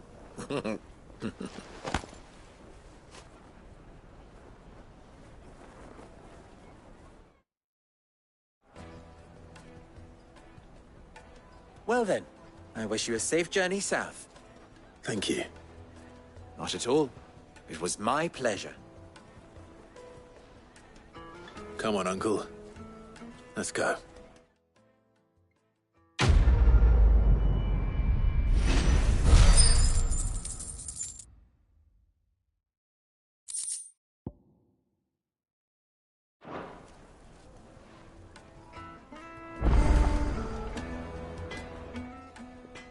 Clive.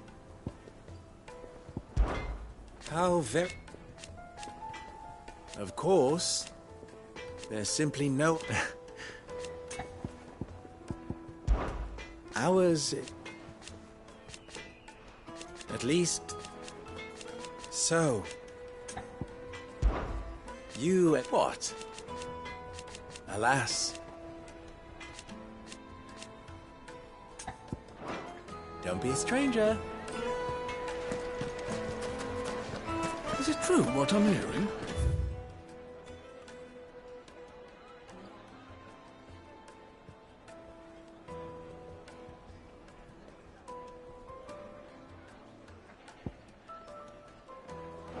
The men of the rock were carting off our crystals for themselves? It would certainly explain why we...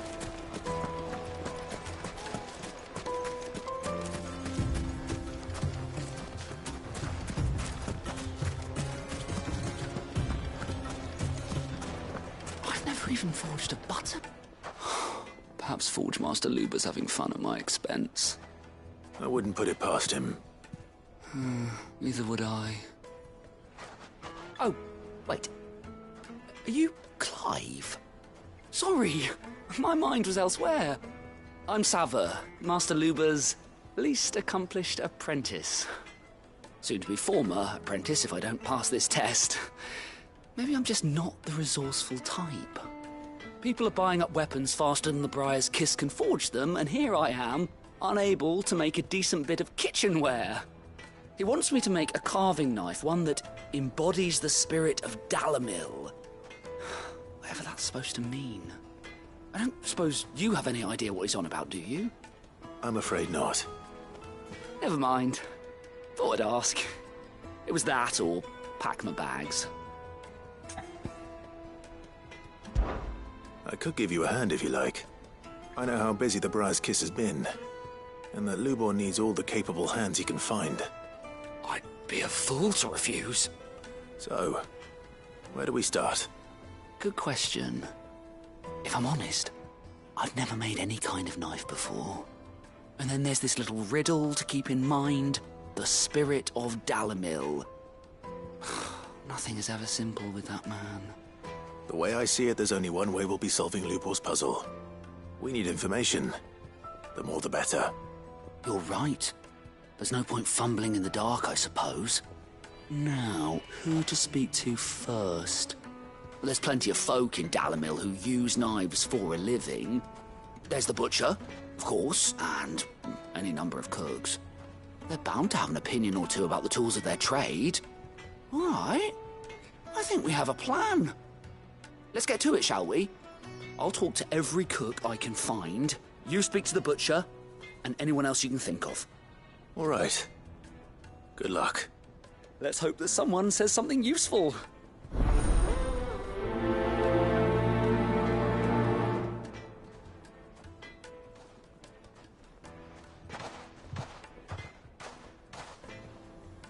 Trust Lubor to take a simple test and turn it into a riddle. I'd better get to it.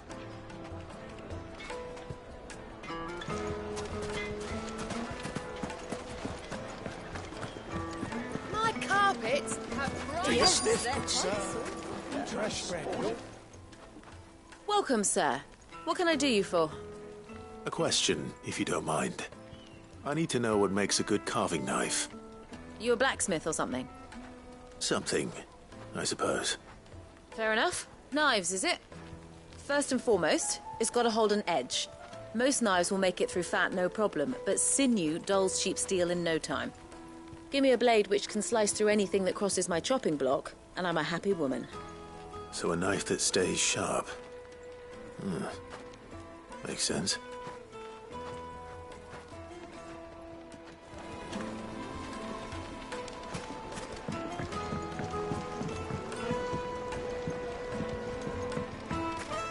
Plates and pots! Bowls and basins! Everything I've worked for. All those years of toil. Every coin I've ever earned is tied up in this place. Are you all right? The baths are closed. Leave me be. On second thought, perhaps you are just what I need. Might your services be for hire? That depends on the job. I'd have you save my business, the baths. The water's turned scalding hot and all the crystals in Dalamil wouldn't be enough to cool it. I've no doubt that my woes stem from the water's source. But I can't go and investigate for fear of my customers thinking I've abandoned the place.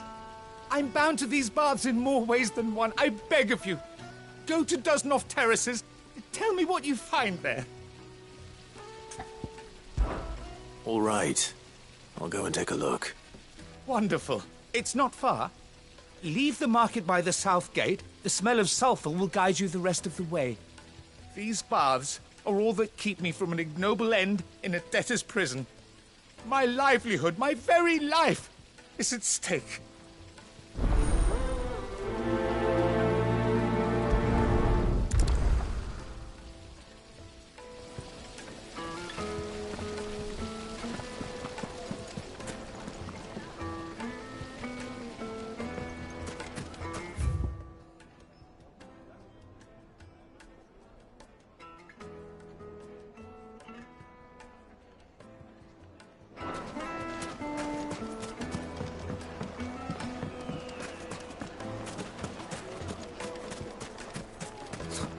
I'll be asking for you again.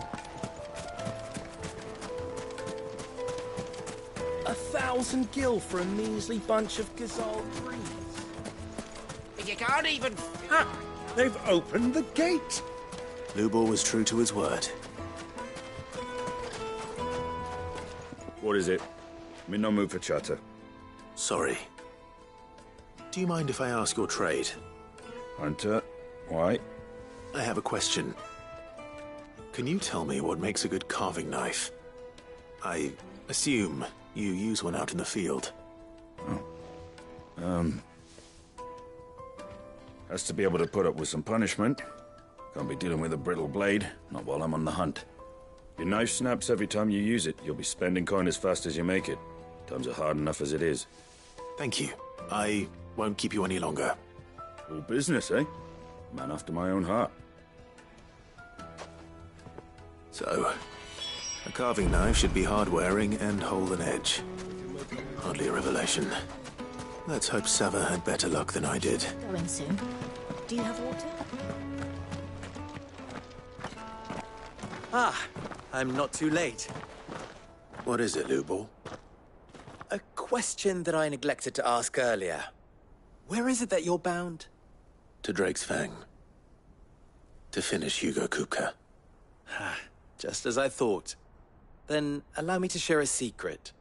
Drake's Fang is currently riddled with royalists. Talmeki and Waloed are allies, and as you have seen, their soldiers work hand in glove.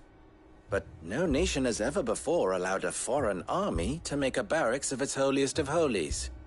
Not by choice, at least. And there's more. My man on the inside of the Fang has failed to report for several days.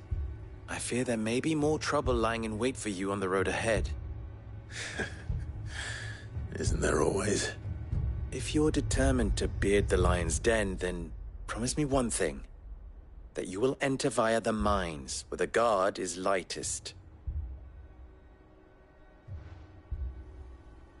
I've lost one Cid already.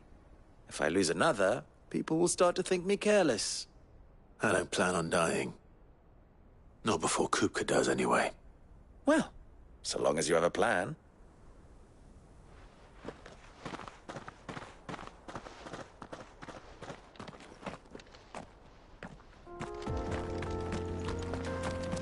Drake's Fang should be just beyond these springs. Shall we press on?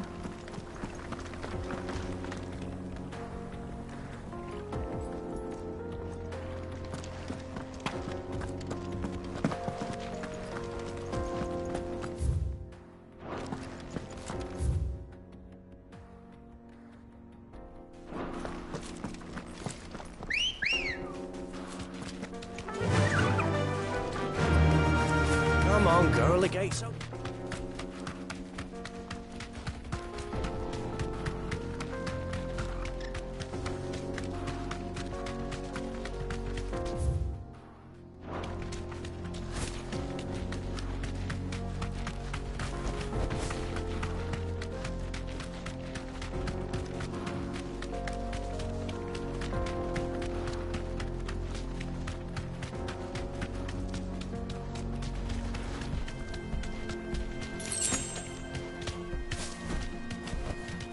You deserve a rest.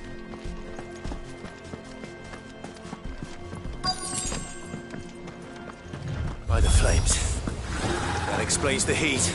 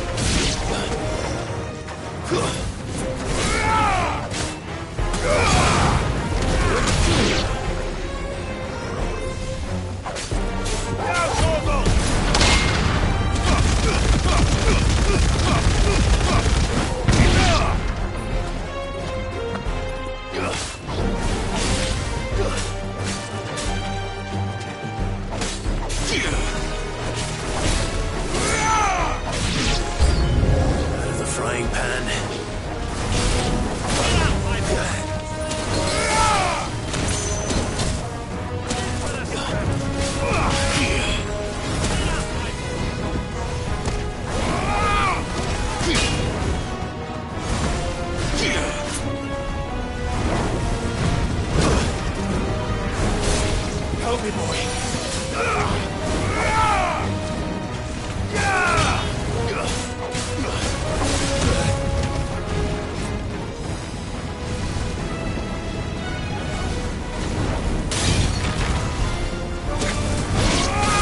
All yours, Torgal.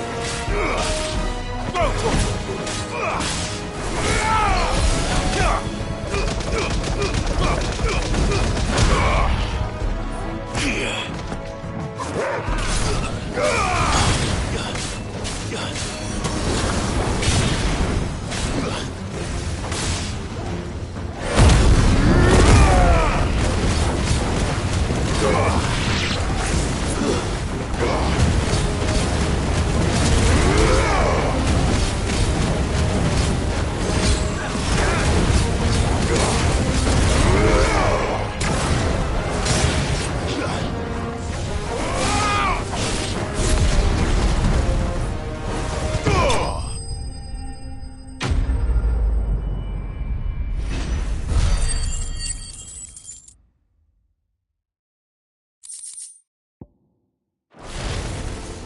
That's cooled things down a bit.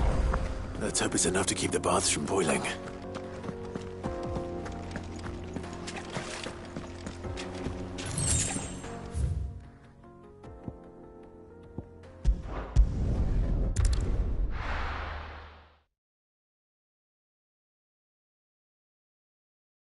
Well, this is no good. I was hoping to get out of the heat. So, how'd it go? You learn anything useful, or should I be looking for a new trade? Only that a blade should be durable and stay sharp. But I don't see how that relates to the spirit of Dalimil. I didn't have much luck either. All the cook said was that he needs his knives to be light. Too heavy and they do his shoulder in. So we're no better off than when we started. Perhaps Lubor didn't mean anything with his Dalimil remark. But that can't be right. I've bandied enough words with the man to know that he chooses them carefully. No. We must be missing something. Something right in front of our noses, most likely. No doubt you're right, but I have to make a start soon. I can't put off making this knife forever. Agreed. Lubor wouldn't like that much. Right. I've been trained to work iron. The cheap stuff, mind. But it's hardy enough if you don't hammer it too thin, and it sharpens up nicely with a bit of effort. Trouble is, it's either durable or it's light. Meaning someone is going to be disappointed. Forge Master Lubor, probably. Is there no one else you can turn to? Someone who knows their metals, perhaps? The other apprentices know better than to help me with my test. But maybe there is someone I could turn to. A merchant, a favourite of Forge Master Lubor's, who sells metals to tradesmen passing through the Valcroy. I bet she'd know a thing or two.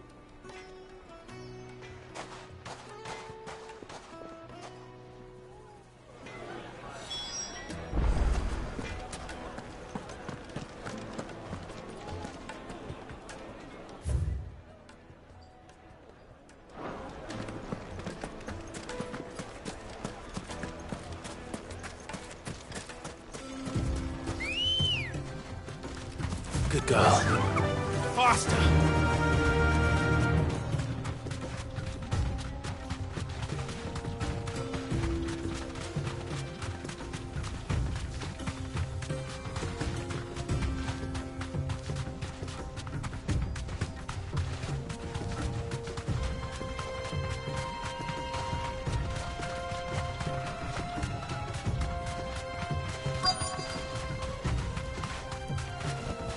You deserve a rest.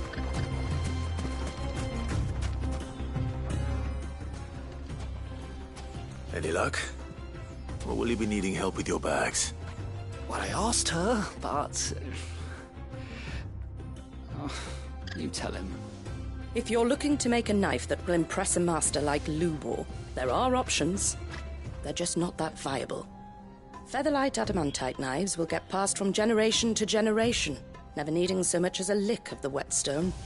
But adamantite ore is unique to ash, so doesn't come cheap. And it's beyond my skill to handle. Unique to ash. Are there any materials unique to Dalimil? Something which could be mixed with iron to refine it. Make it lighter. What are you getting at? You said that Lubor trained you to work iron. Then that's what he'll expect you to use. But he would have known that it would either be too heavy or too brittle for a carving knife. Perhaps his Dalimil remark wasn't a riddle, but a hint. If it's cheap metal you're using, then there's always limestone, I suppose. Folk first settled Dalimil to get at her mineral deposits. And, if you know the trick, it can be melted down in the furnace to drive out impurities from low-quality iron. Bloody hell! That must be it! I don't suppose you know the trick, do you? It's hardly my speciality, but I've been around enough blacksmiths to know how it works. Looks like I've got some learning to do. Clive, I hate to ask after all that you've done for me, but...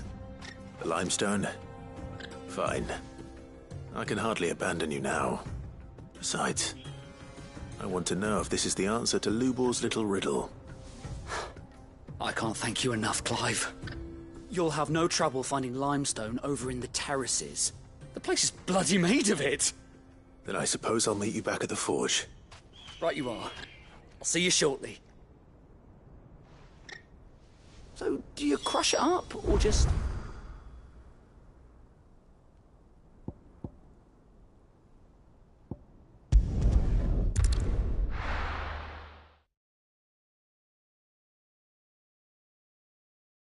Well, this is no good. Is it true what I'm hearing? The finest fabric. The most fragrant herbs and fresh bread, warm from the oven. Made from the stoutest... There he is. Won't you, man? I was hoping we'd be seeing you again. The baths grow more bearable by the moment. It won't be long now before we are back to business as usual. I'm glad to hear it. Now, tell me this. What did you find at the terraces? What threatened to make me a pauper? Not what I expected, that's for certain.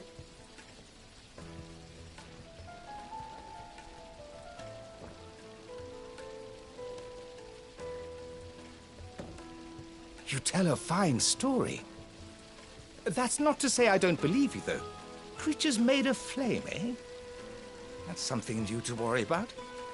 But I burdened you with my worries enough already. Here, a small something by way of thanks. Right. It's high time I got back to work. With a little luck, the day might yet be salvaged.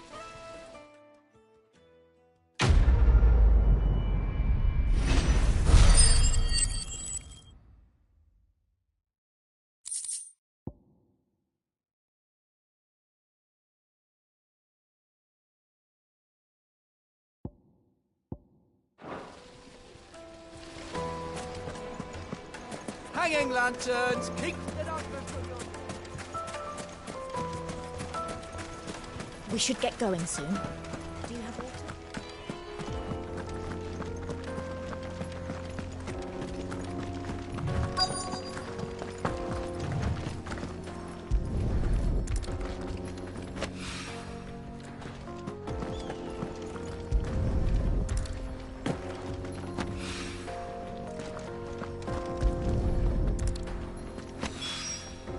One rock looks a lot like another.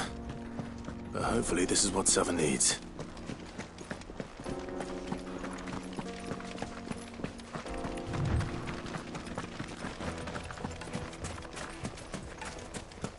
Finally, we'll be able to get what's home. Wheat incense, wax candle. Just look at the detail. The juiciest meat from Breed's. Yes, my carpets have pride of place. I wasn't sure how much you'd need, but I hope this is enough.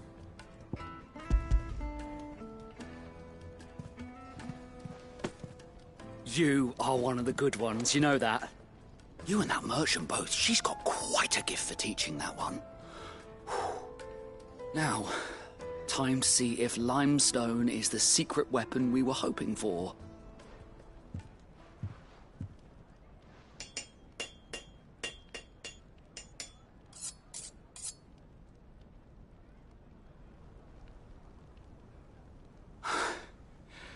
That'll do, I reckon. A knife forged from the very rocks of Dalimil. Her spirit, if you will. It's a fine-looking blade. I only hope Master Lubor agrees. That sounds like my cue. And just as well. I was getting tired of waiting. I'm sorry, Forge Master Lubor. Let's take a look then, shall we? First things first, Sava, do you think this is a carving knife worthy of the fine people of Dalimil? I'd like to think so. But what do you think? What do I think indeed? It's sharp-ish, but it won't last long with hard use. And it's heavy, heavier than it should be. You might not think it just to hold it for a moment, but sell that to a cook and you'll never hear the end of it. It looks like someone paid a visit to the terraces. The limestone was a step in the right direction, granted, but one that still leaves you short of the mark. And I was so certain I had it all worked out. I don't know who you found to teach you that little trick, but it certainly shows initiative. Next question. How much do you think I would charge if I'd made this? Well, if it took you even a fraction of the time it took me, I would say you could demand a heavy purse. And who would be able to pay that? The butcher? The hunter? The cooks over at the inn? Dalimil is home to humble traders, not wealthy lords and ladies. Rule number 1 in any business, Sava. Know your customers. Yes, Forge Master. This is just about passable. But only just. I'd say you're worth keeping around a little longer. Starting tomorrow, you'll have an anvil of your own. I will. Thank you. I was wondering, what would you do if you were asked to forge a carving knife? I'd do what I always do. Ask who it's for. If it was for the butcher, I'd make sure it holds an edge. For the hunter, I'd make it as tough as Titan. For the cook, light as a feather.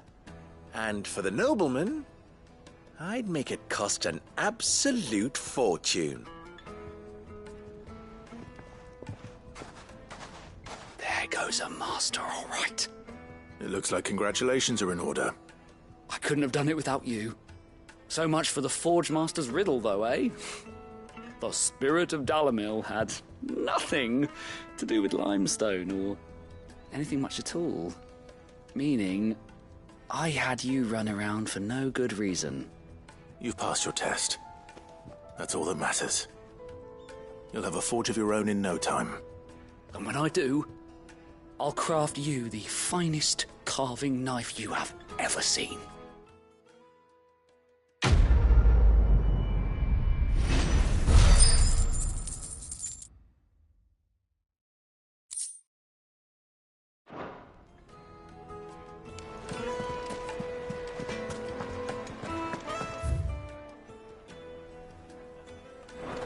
The finest fabric! Take a sniff, good sir. Kneaded to a silken softness. Plates and pots! Silver platters. Finally, we'll be able to get what's home. We should get going soon.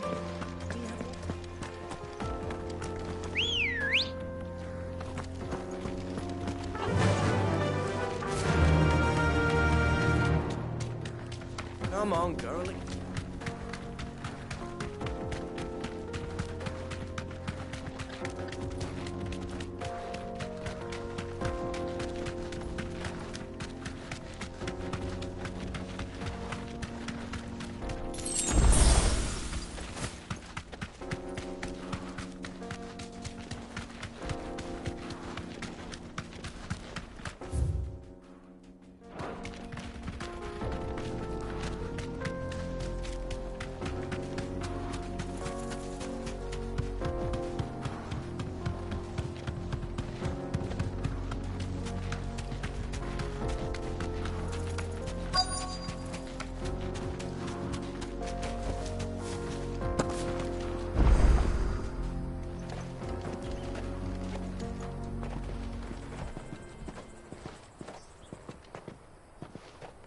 There it is. Drake's Fang.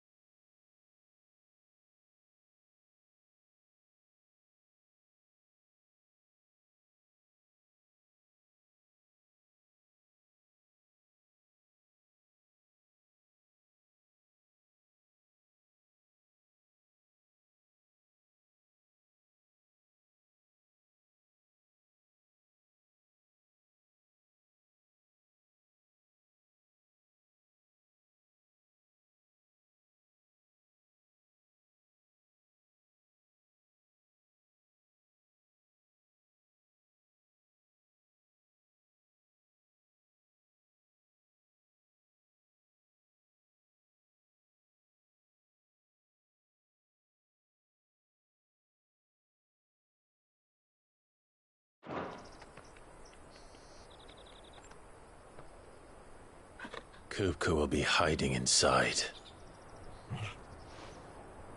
Along with goodness knows how many guards, all on highest alert. You'll need to keep your wits about you if you're to reach him. So be careful.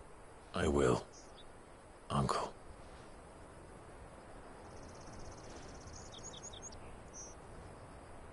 Before you go, Clive, allow me to apologize.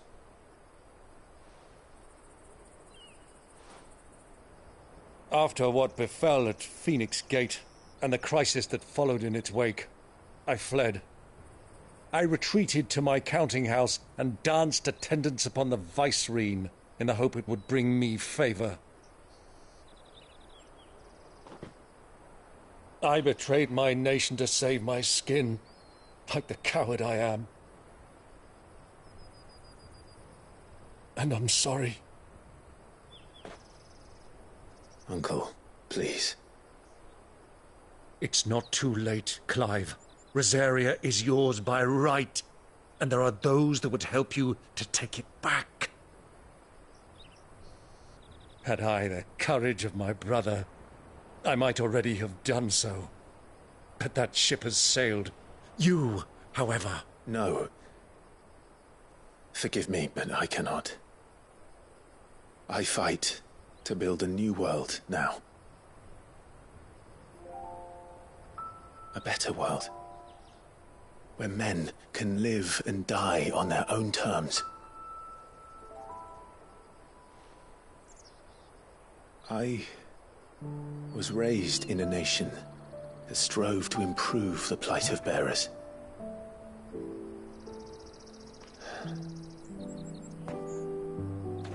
Only later did I realize that spark of freedom did not arise by chance, but was kindled by my father. You would see me follow in his footsteps. And that is exactly what I mean to do. Not by ruling Rosaria, but by extending his ideals to the whole of the Twins. Though every soul in the realm may judge my actions heresy, I am certain my cause is just. You really are just like him, you know?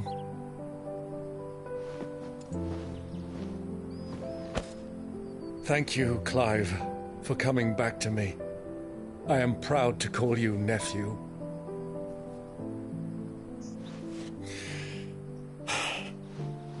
Well then, this is where we must part ways. Wish me luck in convincing my Canvarian friend to share his considerable talents. I mean to plunder his coffers and prove myself worthy of a place in your merry band. Till then, my boy. Till then, go safely, Uncle. And you, nephew. We have much to catch up on, you and I. I shall expect you to regale me with the tales of all your adventures when next we meet. You can regale me too, Torgal.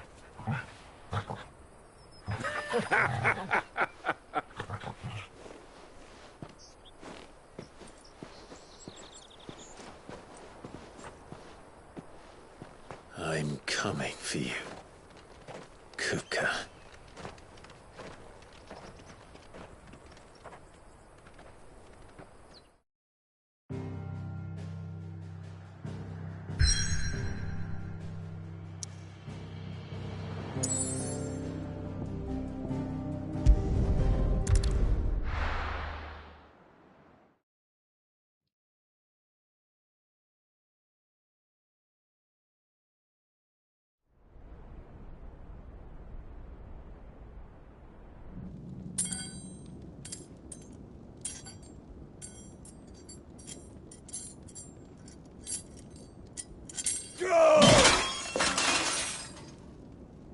Fuck!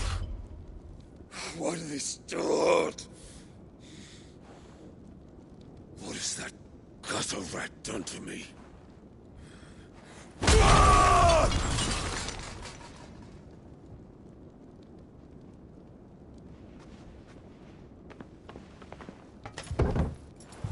Out of my sight, witch!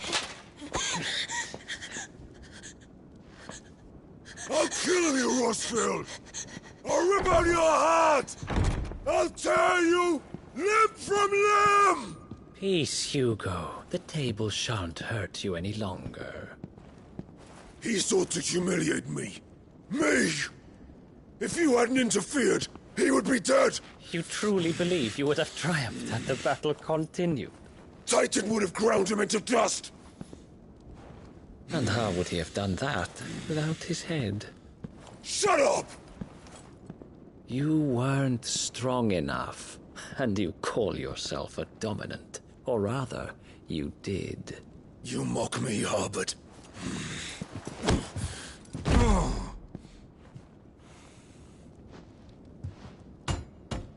Do you see, Hugo?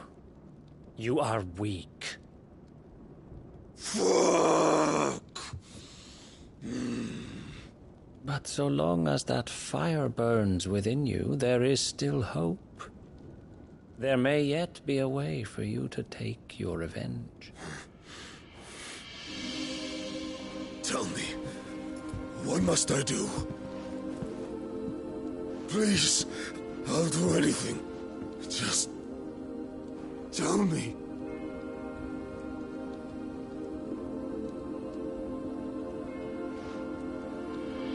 The heart. What of it?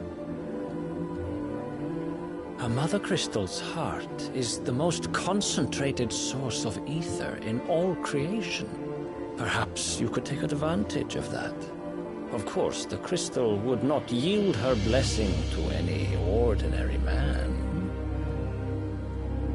But then, you are no ordinary man, are you, Hugo? Clive Rossfield stole your power, but others have suffered a similar fate, and still managed to find the strength to conjure their icon. Like Benedicta Harmon. She too drank of the ether and gained a power beyond human understanding. She did?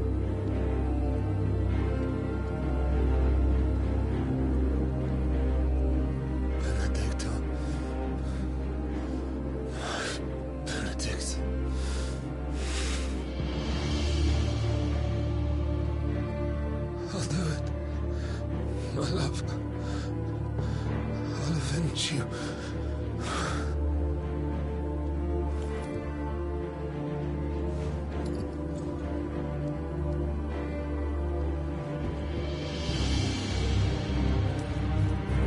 Run along now, Hugo.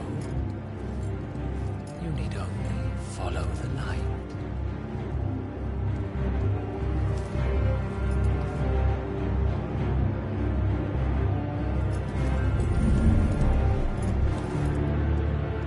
Muthos is here. Very well, it shall be so. You may leave everything to me, Your Majesty.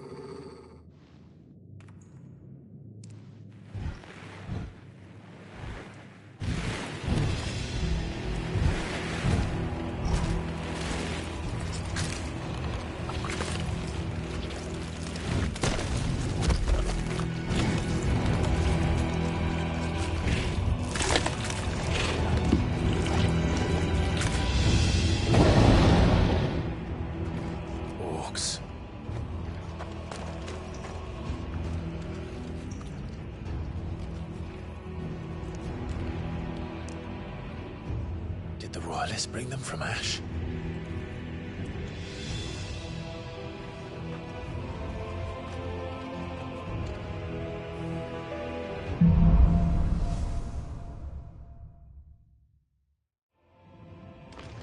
Are the Beastmen part of the Waluda army now? How the hell did that happen?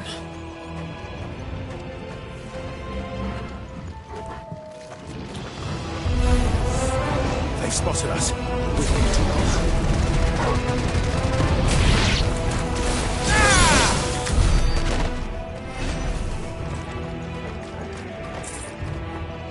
They've taken over the entire mine.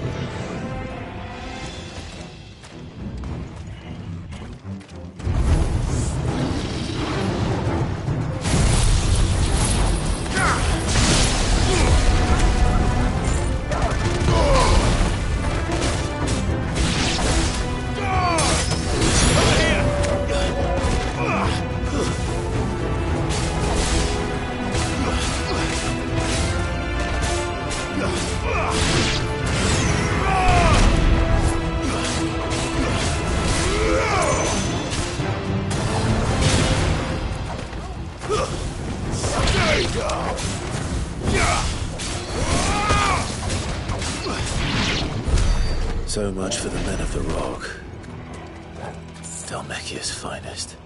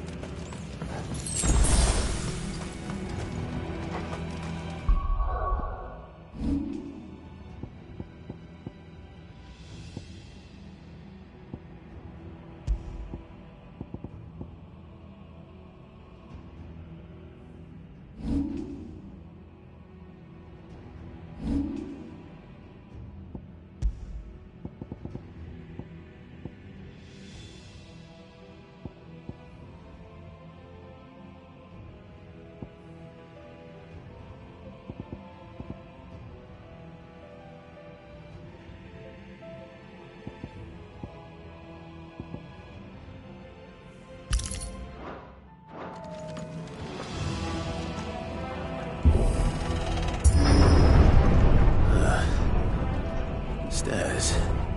This must be the way out.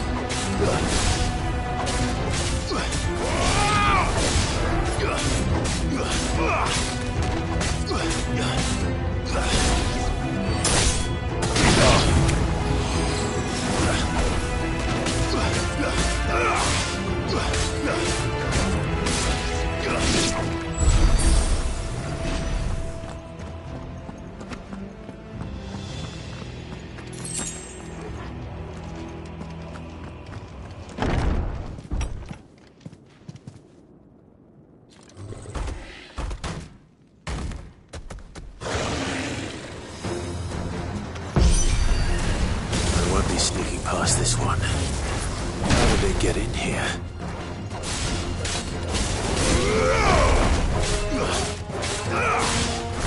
All yours, Torgal!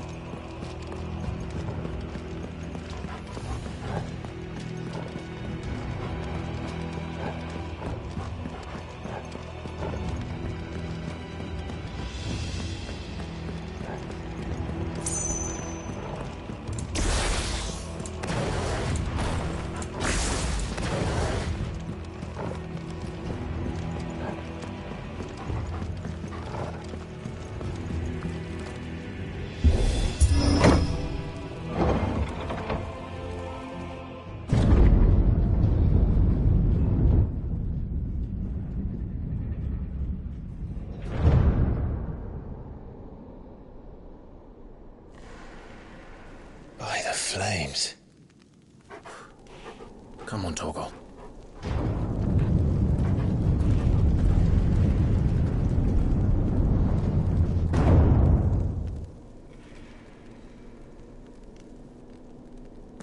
Kupka never did do things by halves. As if taking the Mother Crystal to his own wasn't enough. He had to build his castle in it.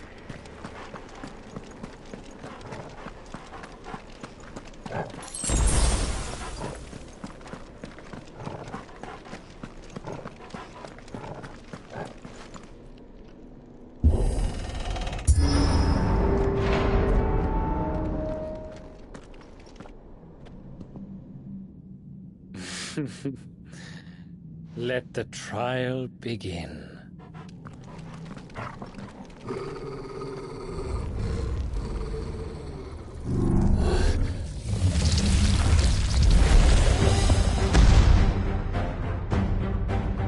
What the hell?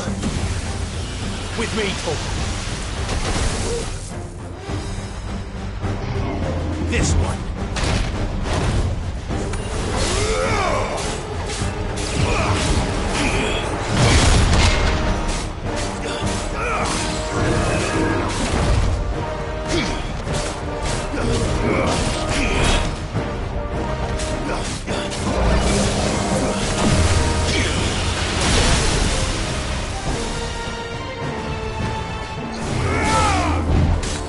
Too slow.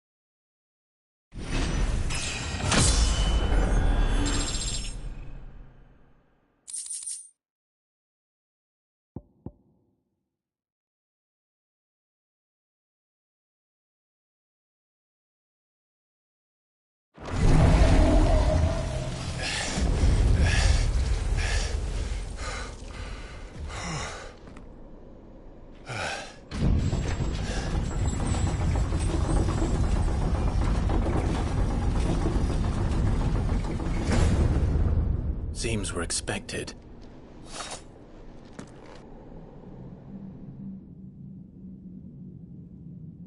So this is the power of Muthos.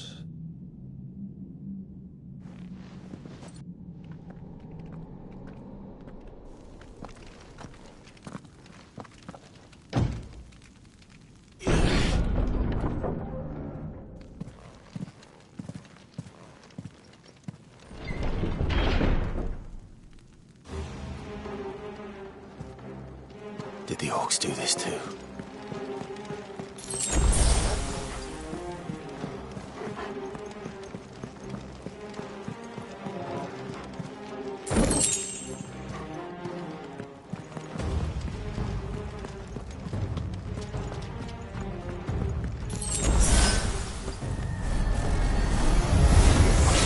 More of them. Stay! Get him!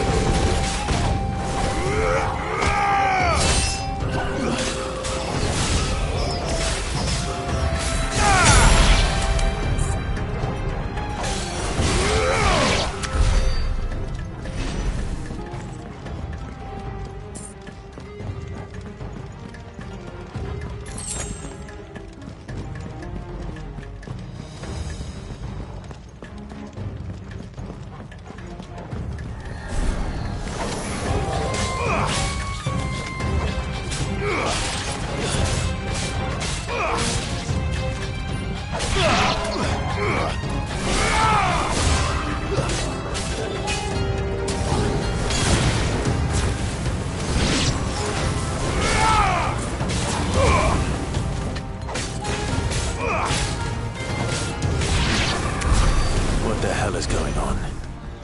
Are these things here for me? Or for him?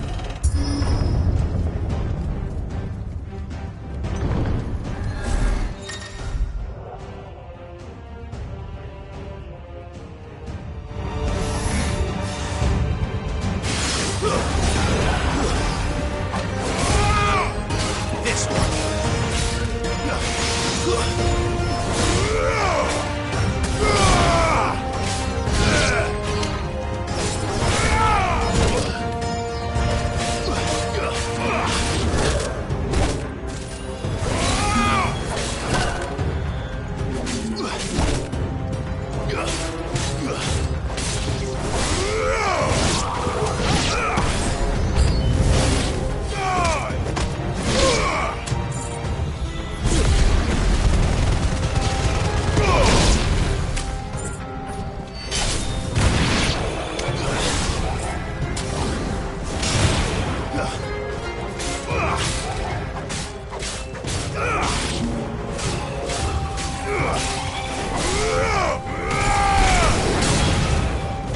Farewell.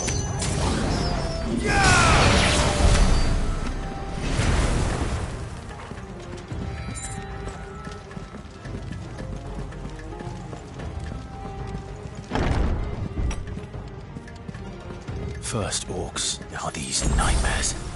Is this your doing, Ultima?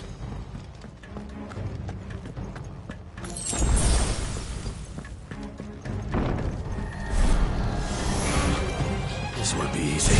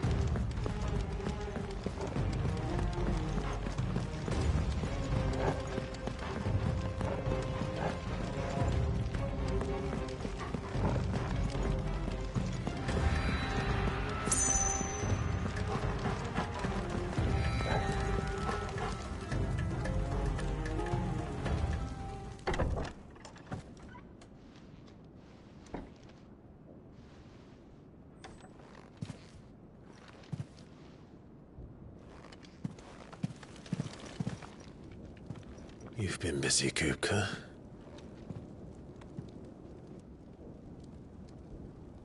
But where did you go?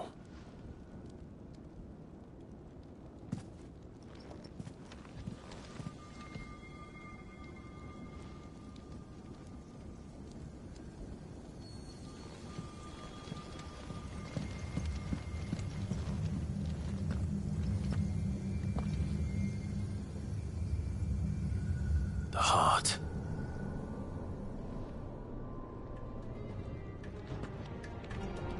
He's in the sanctuary. I can feel it. Come on, Torgal.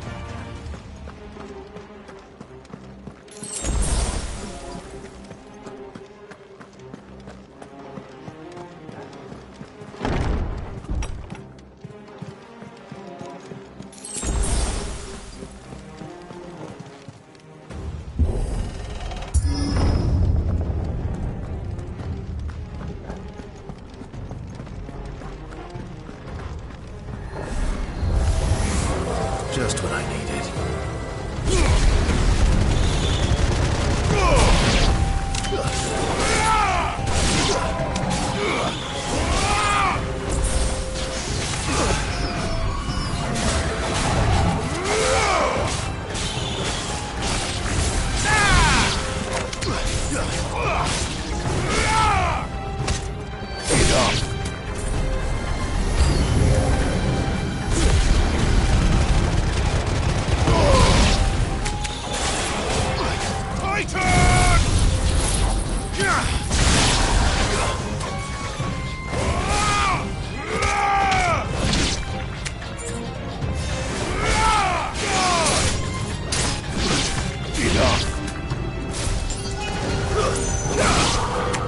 This one.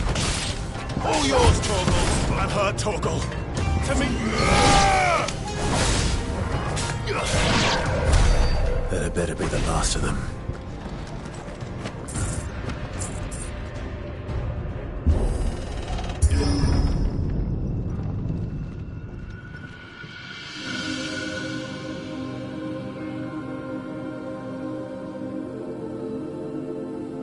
Benedicta, my everything. I've missed you so much. Kupka!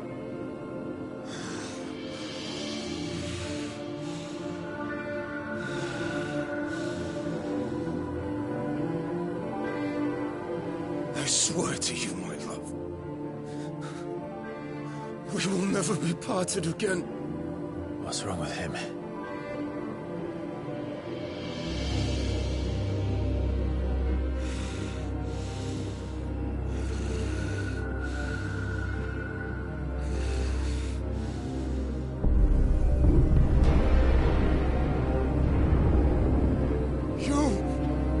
You got away from her!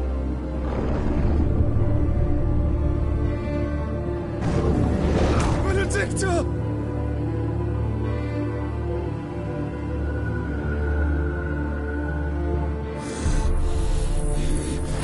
I'll kill you, Roswell!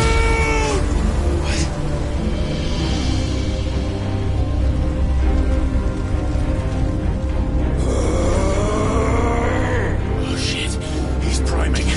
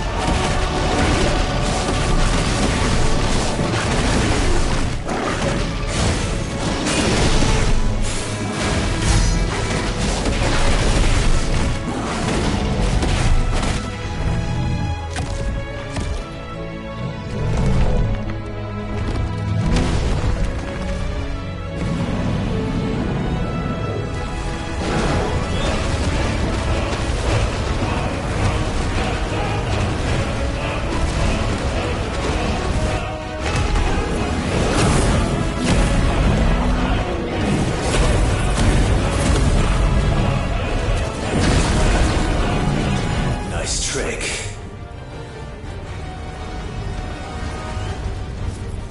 But if you can do it, then so could I!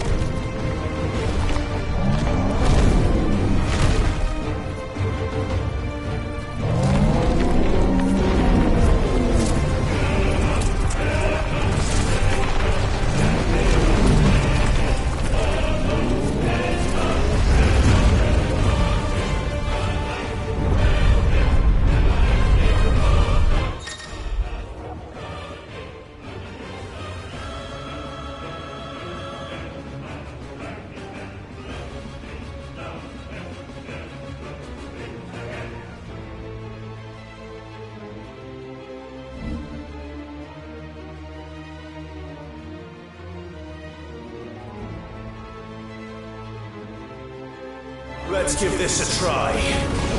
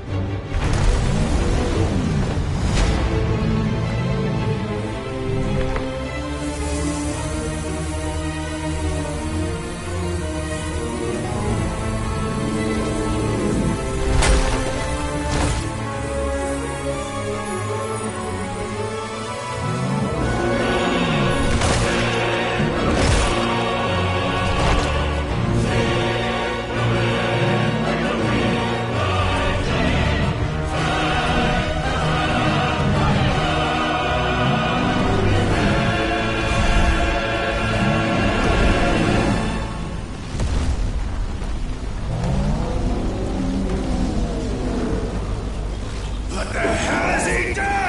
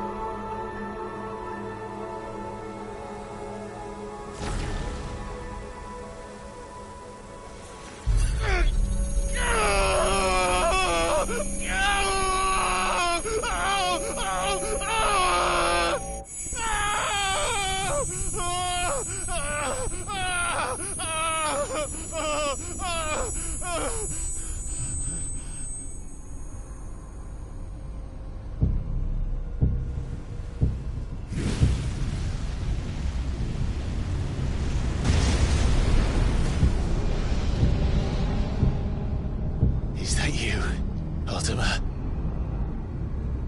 What do you want? Your soul is tainted with worthless human will, yet your thirst for power remains undiminished. With every sip you take, you grow in strength, and soon you shall achieve perfection. I don't know what you're talking about. You will accept us, Mythos. It is inevitable. You were created for this purpose, and you shall serve it. Never!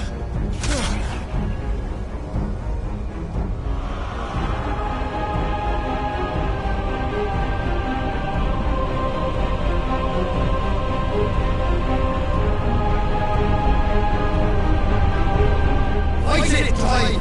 Don't let him in! Consciousness. We see now.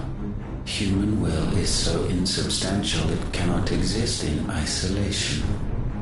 You mitigate its weakness by interweaving it with your consciousness. We believed we had merely to purge you of your will to claim our vessel. It appears we first have to sever every thread of the consciousness that supports it. No matter. The time to build a new world is not yet upon us. We will contemplate.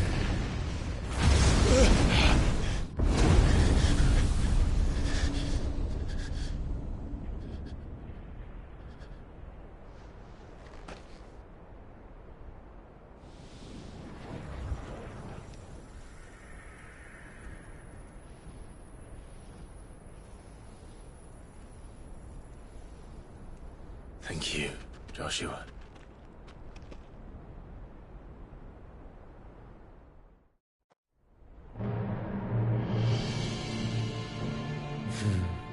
One can no more command the power of ether by drowning in its flood than one can constrain the tides by standing in the sea. I had thought Hugo wiser than this, but it seems his head was full of rocks after all. Titan was strong. Your Majesty. But Mythos is stronger. For 5 years, that man lived only for revenge. Clinging fast to a fiction, even as it swept him into the abyss.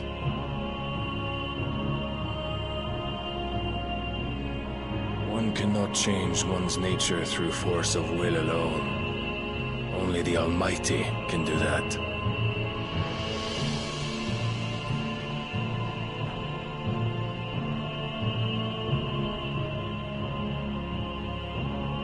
Hugo Kupka, the man who gave his life for a woman's head. A fool like all the rest.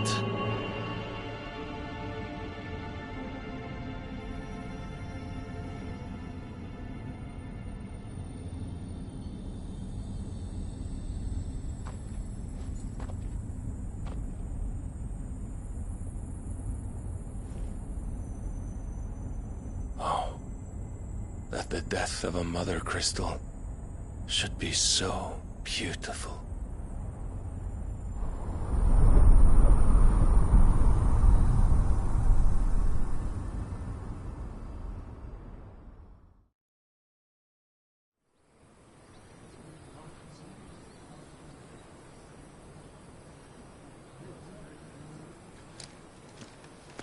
Some medicine, my lord?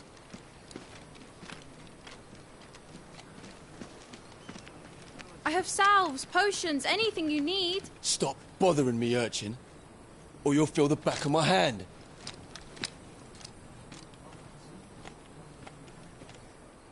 You must consider your health, my prince. If a show of force is needed to keep the Dalmex at bay, you may trust in your dragoons. I beg you to call on Bahamut only as a last resort. His strength comes at too great a cost. The Empire agreed to an armistice with the Republic, and yet the Emperor still plots its ruin. For now, the Dalmex suspect nothing, and as long as I can hold their gaze, war need not be inevitable. But more than that, Bahamut is the champion of the Empire. When our people look to the heavens, the sight of him gives them hope.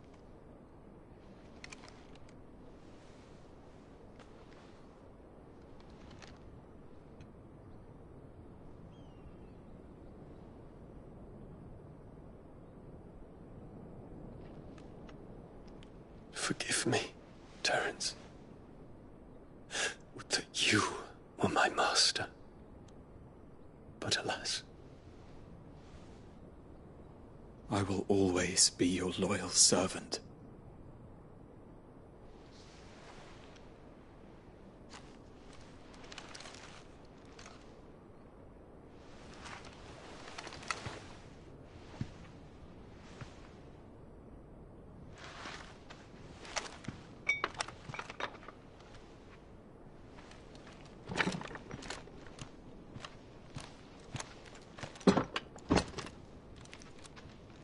Should the Council's brazen maneuvering prompt the Republic to tear up their own treaty and launch a new assault, our soldiers would advance to meet them, cutting across the Central Isles, but not in time to prevent their forces from breaching the southern defenses and storming Twinside. And so the capital would become a battlefield.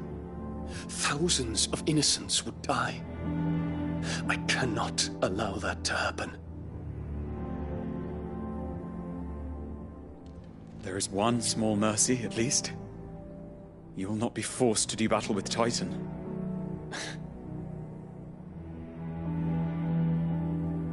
Would that I could avoid doing battle at all. 1,000 pardons, Your Highness. What is it?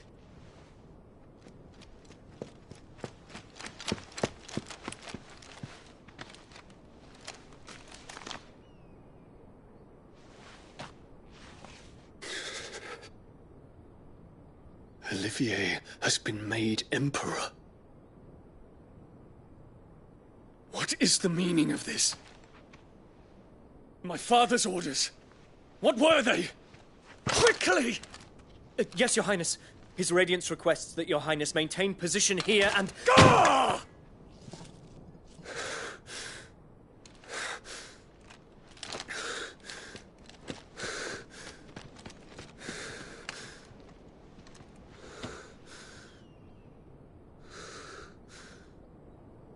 Terence. Yes, my prince. I must go to the palace.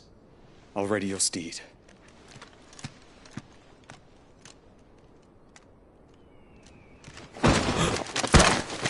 What is it now?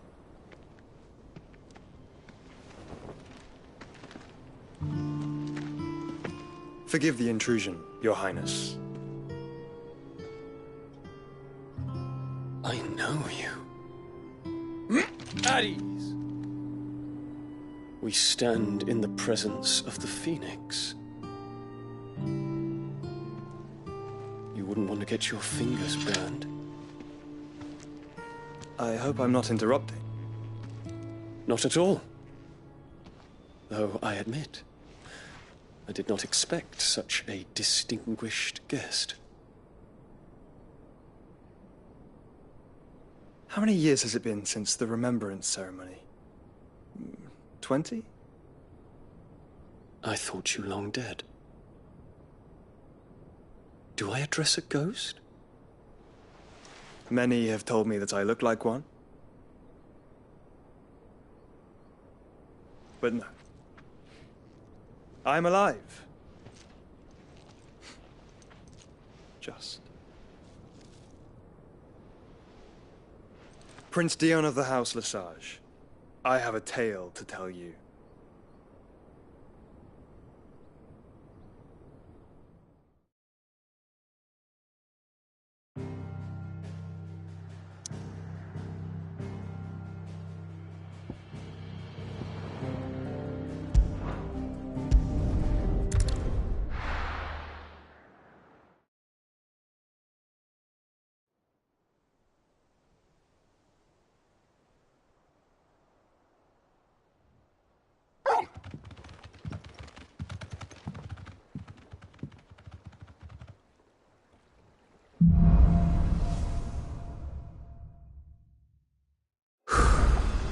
I'd better give Otto the good news.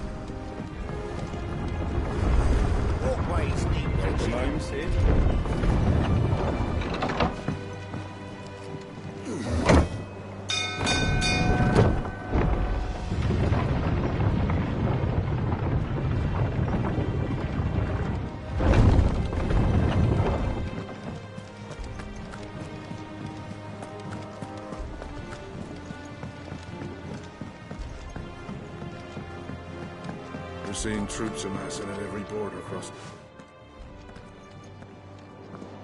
Clive, you're back. I am.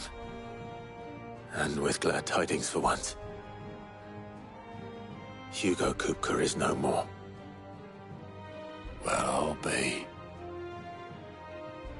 All of our comrades who lost their lives back at Sid's place be smiling down at you right now. We had a stolus from Lubor saying Drake's fang had fallen. I expect that was your doing as well, was it? It's a long story. One for the history books, I'll bet. Welcome home, Clive. It's good to be back. You look better. I feel it. Which means I'm coming on your next little adventure. You're not leaving me behind again. Wouldn't dream of it. Otto, any word on the Royalist movements since I've been away? Shouldn't you be putting your feet up? If you really want to know, go and have a word with Vivian. Thank you.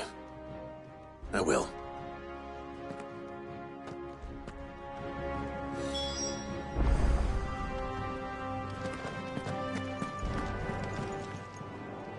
How may I help you today, Clive? Kupka. Oh, when I... Only I don't... I wish you were... Your benefactors are a generous lot.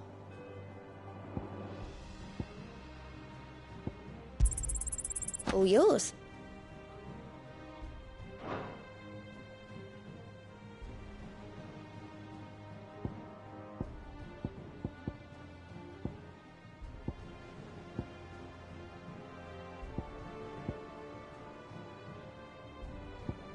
Come again. I may have more.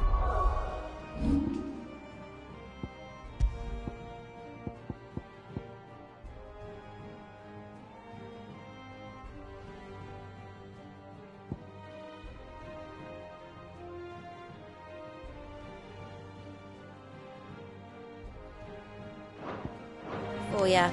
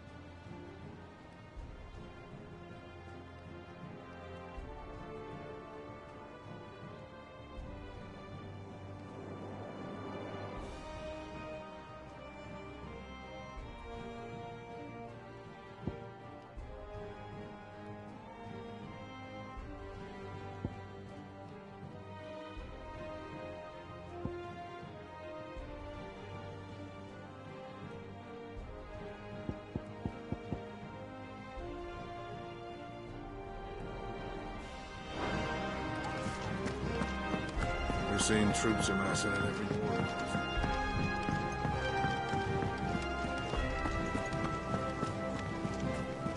What became of Kupka?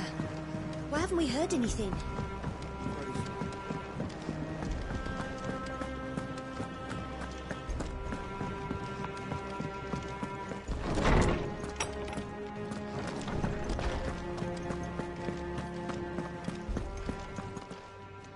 Is there something I might assist you with, Clive? I don't believe you've read this particular chapter before. I have quite the find for you today.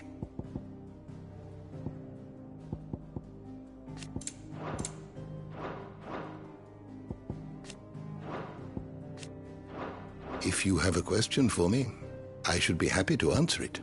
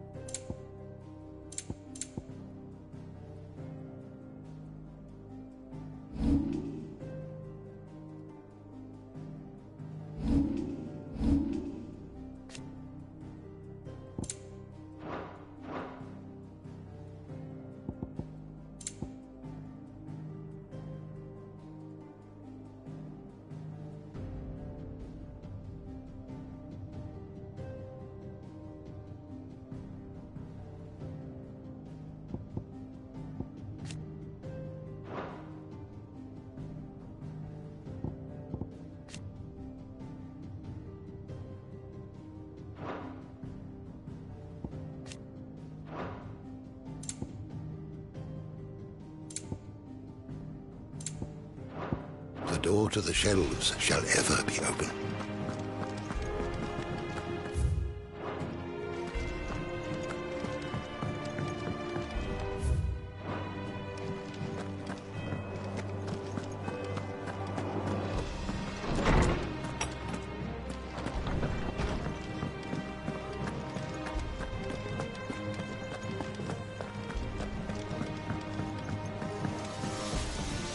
Back, are ya?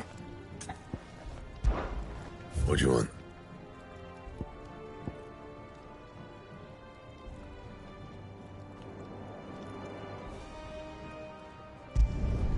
Should last you a good while.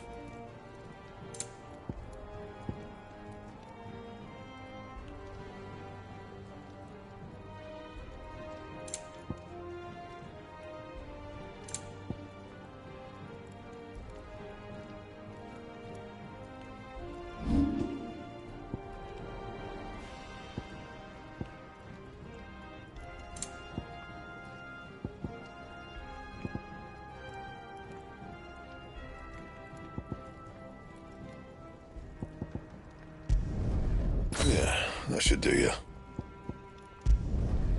My best work, but it'll do. Yeah, that should do you.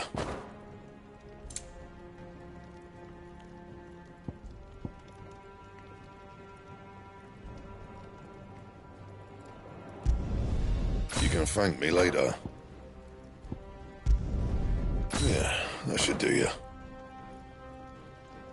That it? Fine. If the state of our coffers is anything to...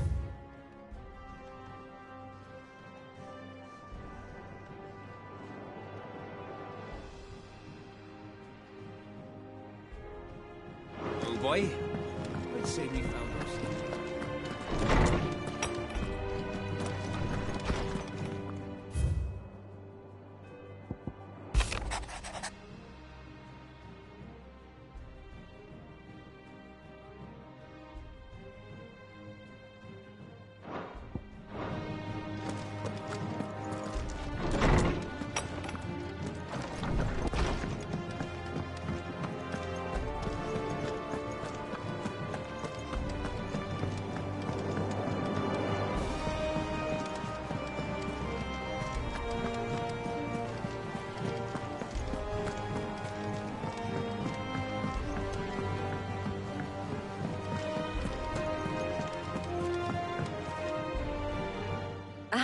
the conquering hero returns.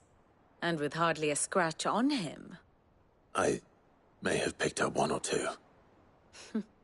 Well, the fact that you came straight to me instead of visiting our resident Physica suggests that you picked up something more important. A scent. The scent of Waludas. The very same. But whatever plans Kupka was hatching with the Royalists, he took them to his grave. As did his men. Slaughtered by the Orcs who'd taken over the Fang. Orcs, Vivian. I've never seen such creatures in Storm before. The Waludas must have ferried them over from Ash, but why? Why work to rescue Kupka only to invade his home, the mother crystal of an allied nation, and let both fall? It makes no sense. Do you know the tale of the blind men and the Adamantus? One can often be led astray by focusing too closely on individual details. One must instead see the bigger picture. And what bigger picture is there than my map?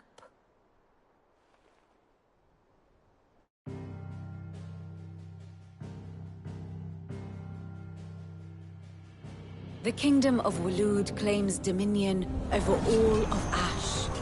It is a nation forged by the bloody conquest of Barnabas Tharm, the dominant of Odin. The Canvarian War of Independence in 849. The Battle of the Twin Realms in 865. The Battle of Belinus Tor in 873. Wheresoever his armies fought, Odin was found where the fighting was fiercest. But of late, the warrior king appears to have laid his sword to rest. Battle rages for control of the crystalline dominion. Yet Tharm sends not a single ship in support of his Dhalmekian allies. Meanwhile, the Blight ravages great swathes of Ash. Yet warlike Waloed shows not the faintest interest in laying claim to untouched lands. So why go to the trouble of sending an army of orcs into the heart of Drake's Fang, only to make no attempt to claim the Mother Crystal for Waloed? It can hardly be for lack of men. Tharm's armies rival any in the Twins. No. We have not seen the last of the Waluda standard. Odin will ride again. It is but a question of when. And on that day, who will be trampled underfoot?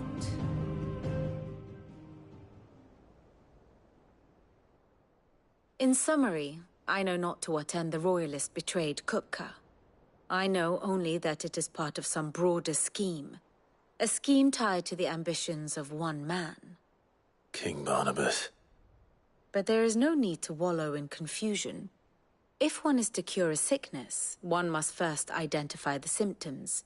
And your Lord Uncle has volunteered to do just that by keeping an eye on the Royalists' movements. He's really throwing himself into this. Indeed he is. Which means all that remains for us to do is await his reports. Well, not quite all in your case. The people of the Hideaway must hear the news. Justice has been done. Hugo Kupka is dead. The wounds he left that night are still raw.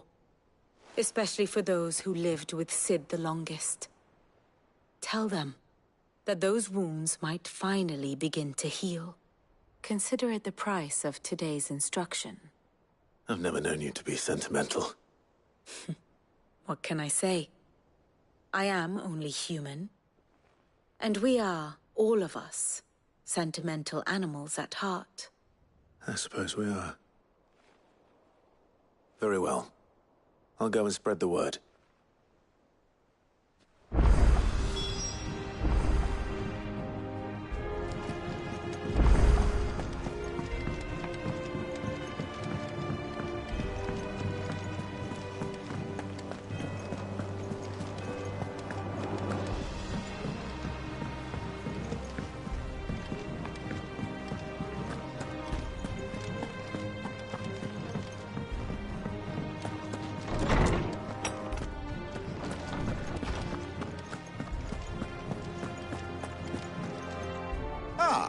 Clive, have Have you come seeking the gift of knowledge? No. To share mine, actually. Hugo Kupka is dead. Oh my. Can it really be true? Look, he's crying. He is. The big baby. And with good reason, children. These are tears of joy. We must offer up a prayer to your parents that the heavens might weep with us. There shall be no lessons today, only thanksgiving and merrymaking. Go, put away your things. All right. Brilliant.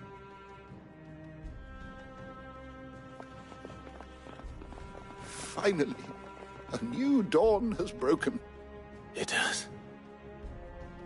Thank you, Clive. I cannot wait to share the good news. Hippocrates. After Kupka fell, Ultima came to me. I need to know what he is. Have you learned anything? Alas, no. And not for want of trying. I have scoured nigh every historical tome in our collection and found nothing. Not even the sort of conspicuous absence that might suggest a concealment of fact. One is almost tempted to conclude that such a creature never existed. But I saw him. With my own eyes. I don't doubt that you did. Alas, it seems you are the only one who has. To others, he reveals naught. We see only that which he leaves in his wake, like some terrible force of nature beyond the ken of mortal man. A bringer of death. Whether the Ultima you met with was the being itself, or merely another projection of its power, I know not. But until I do, my investigations shall continue. Thank you. It means a lot.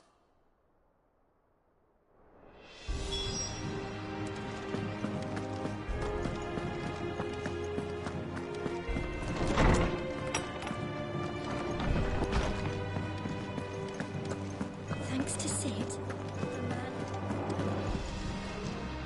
Well, someone looks pleased with himself. It's true what I'm hearing, then. Nothing escapes you, Lady Karen. It's true. Kupka is dead. No more looking over our shoulders, then. Good. I'm starting to get a crick in my neck. Don't let it go to your head, though.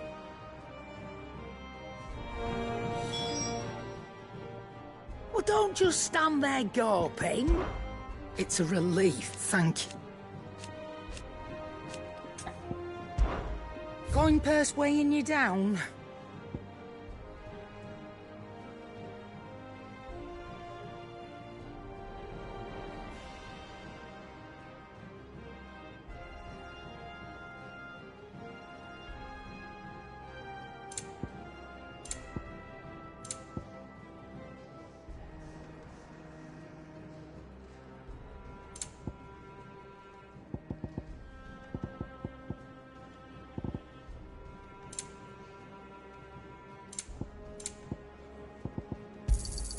It's rubbing me blind, you know.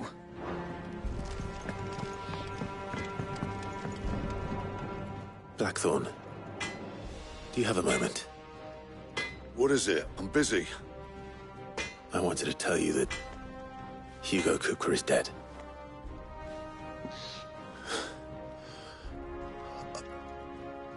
I can't tell you how long I've been waiting to hear those words. This is it then. A new beginning under a new Sid. I'll try to live up to the name.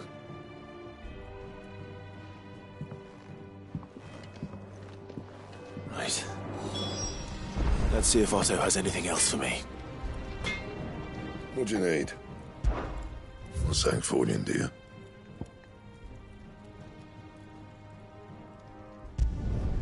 No scratches, all right?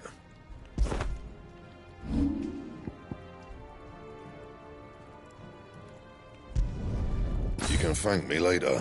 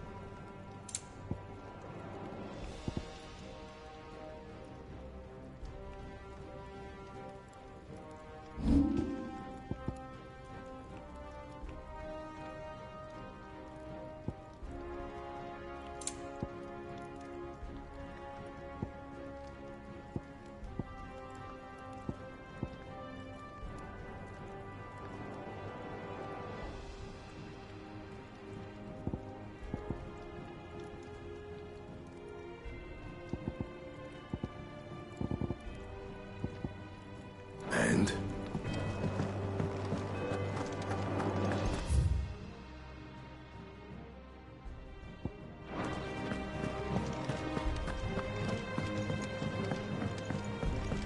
I'm telling you, it's true.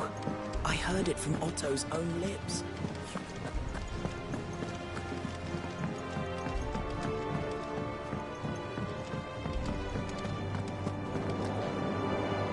You barely sat down since you came home. Vivian got you running errands or something? Just spreading the word.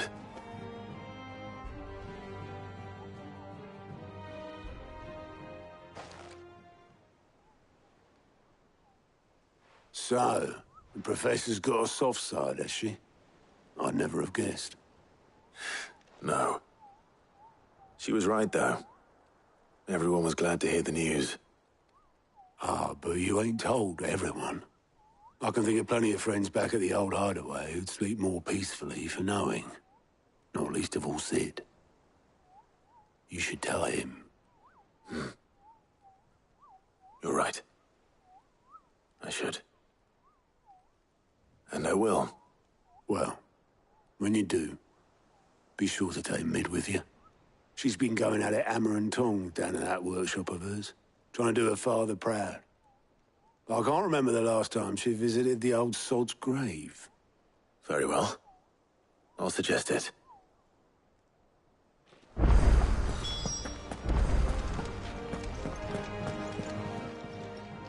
How are you doing? Quick look.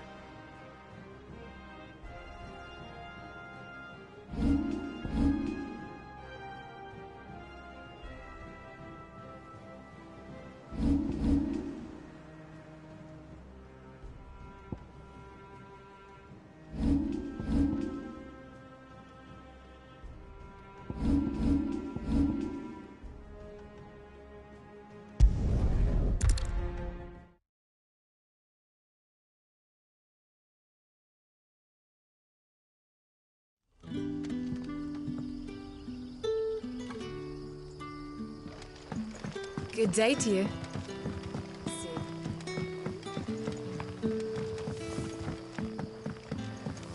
The crystals we get. Are we had to dig a new cellar? Ah, Clive. Your timing is exquisite, as always. I have a concern which you may be able to assist me with. Go on. There are whisperings afoot of shadowy figures having been sighted outside the village. Rustlings in the undergrowth, suspicious noises. My people fear that they are being watched. It may be no more than a surfeit of nerves, understandable in the current climate, or it may be the prelude to something altogether more dangerous. Given what I hope you'll forgive me calling your nose for trouble, I wondered if you might investigate. Of course. Excellent. You might begin by speaking with the good citizens of Lostwing. Listen to their tales, and make what you will of them. All right. I will.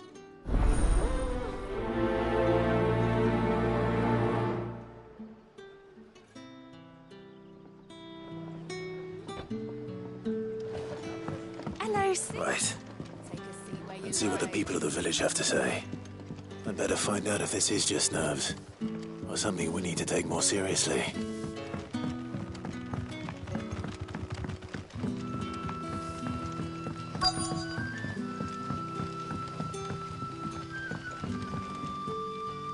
You all right, Sid? Something on your mind? There is, actually. Can I ask you something? Quentin tells me people have mentioned shadowy figures out in the woods. Have you noticed anything unusual? Oh, that. No, sorry, can't help you. I heard the rumours, mind, from the lads working over at the vineyard, but none of them has seen anything either. All right. Thanks anyway.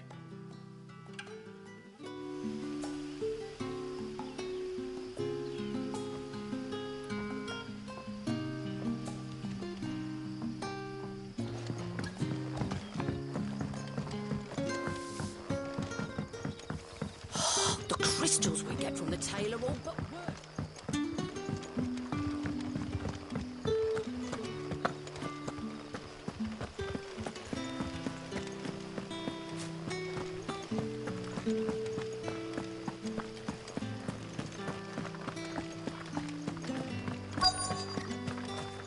Word is, the Black Shields took a hiding in the hands of some... Excuse me. Quentin mentioned strange figures having been sighted near the village. Have you seen anything? Nah, not me, Gov. I heard the rumours, though. I'm here most days, right next to the gate, and I ain't seen nothing out of the ordinary. Don't worry. Any shady characters try and slip into town this way, and I'll soon come running. And shouting, most likely. All right. Thank you.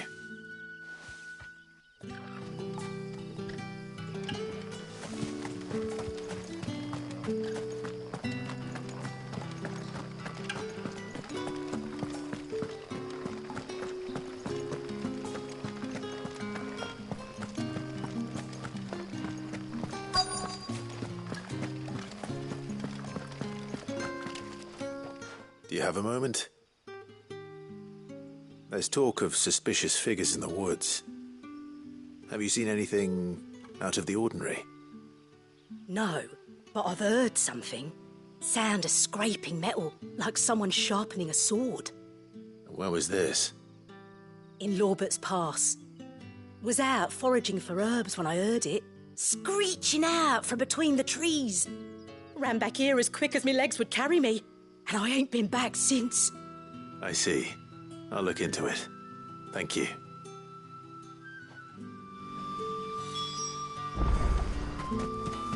Seems Lorbert's Pass is our best bet, then. What do you say, Torgal?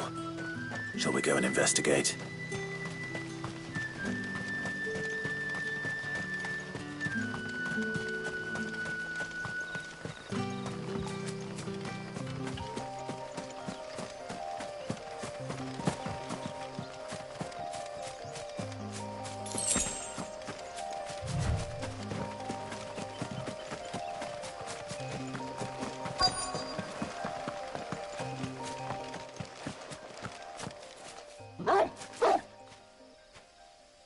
You there. Fuck! He's seen us. Get them before they escape! Black Shields. Here. What the hell are you doing here? What is it? Not that we give a damn. All that matters to us is that you don't leave here alive.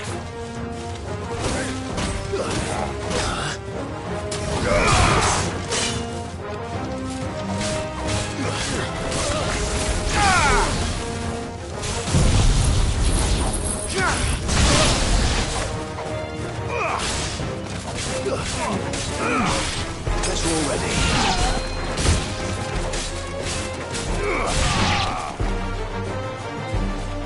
Torgal, kill! Now, Torgal! Torgal, kill!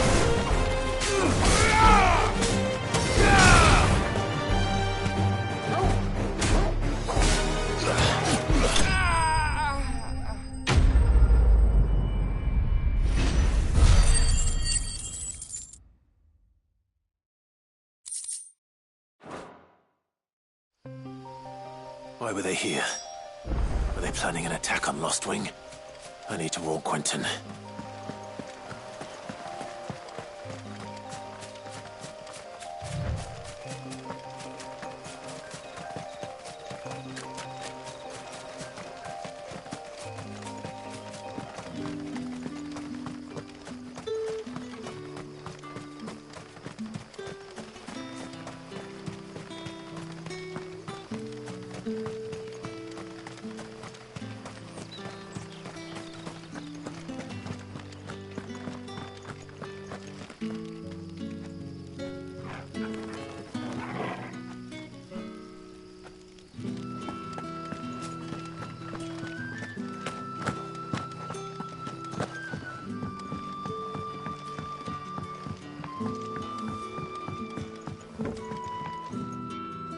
Clive, how goes the hunt for our sinister figures?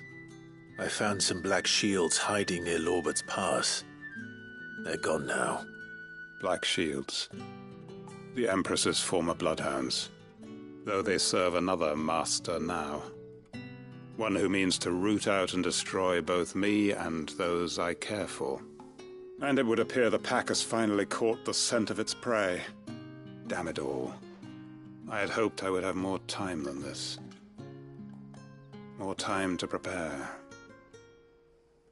But if we are cornered, we have no choice but to bite back.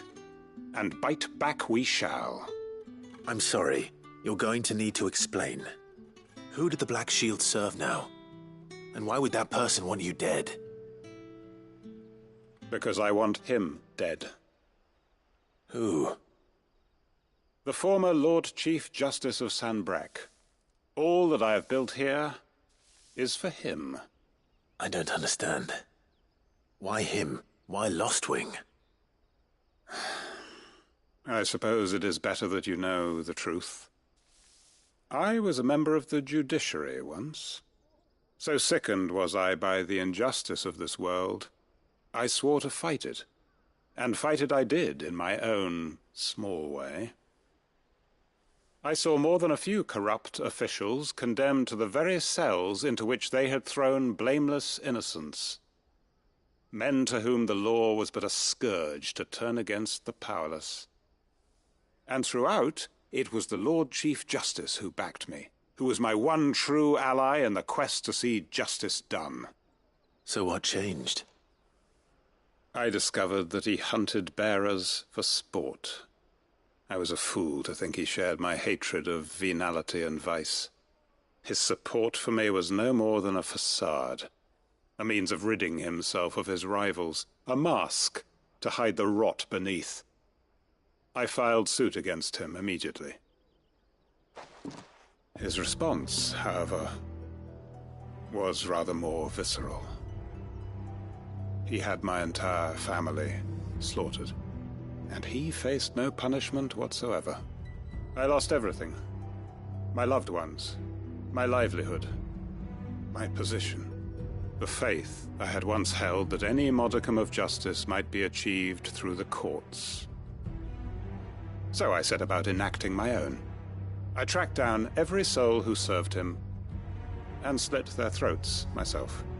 But the man himself proved an altogether more difficult target. With money and power come protection. And so I saw that I would need an army of my own. I came here to Lostwing and began recruiting like-minded individuals. And everyone here knows this is why you do what you do.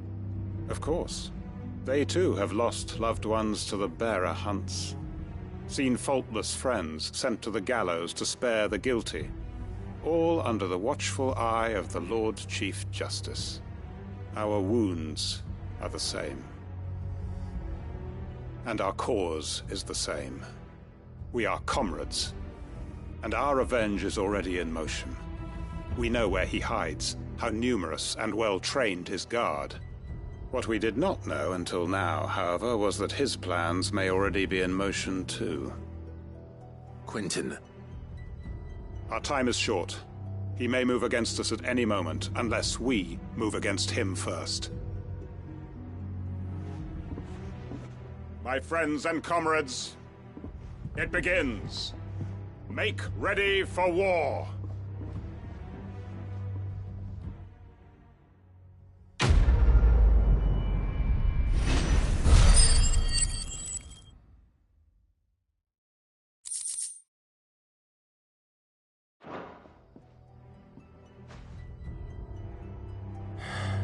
I'm not going to change his mind.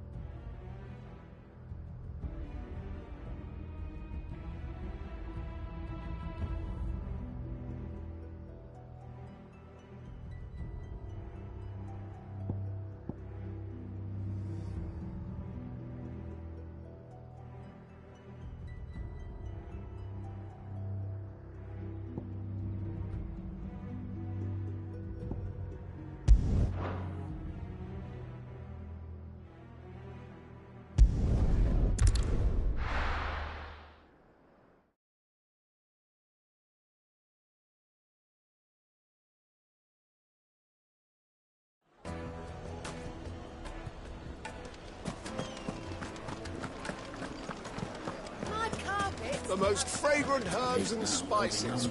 Gone, just like that. And without so much as a by your leave. What's the matter? It's my apprentice. He up and vanished while my back was turned. I'd go and look for him myself, but I've got a bakery to run. A bakery that's now short one pair of hands. Loath though I am to rely on the kindness of strangers, I'm at a loss. Please, will you see if you can find him? I'll see what I can do. Do you know where he might have gone? I wouldn't be surprised if he was off somewhere mooning at Drake's Fang. He used to work there, you see. Poor fool left his heart in its hollow. All right. Then that's where I'll start.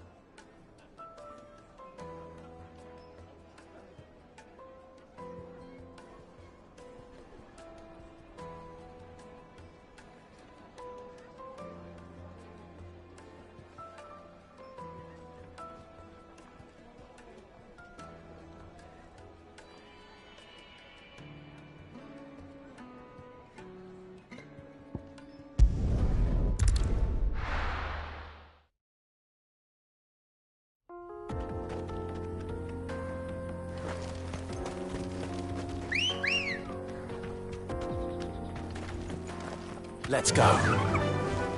Fly, Ambrosia.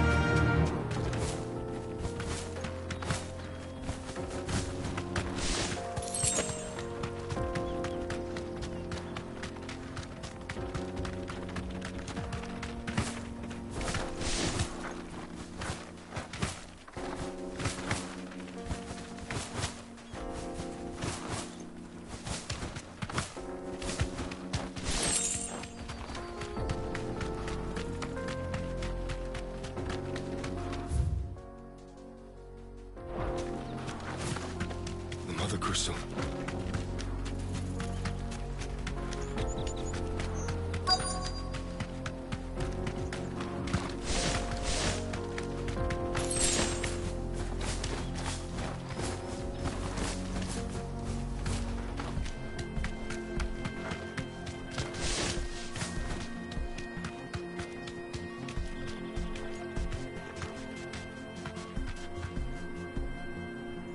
Thanks, Gal.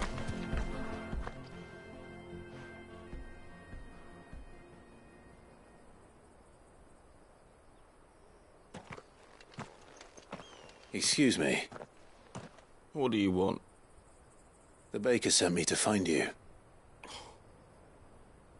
I am a sorry, selfish sod, aren't I? I'm certainly not a baker. Master must have ruled the day he took me in. Time was the sight of the Fang used to calm my nerves. But now look at her. I take it you missed the Mother Crystal. I hated her, but she was all I knew. Worked her mines for years. And when she shattered, part of me shattered with her. I had to trade my pickaxe for a rolling pin, but I'm no good at baking. Every loaf I touch collapses. My bread's as hollow as I am.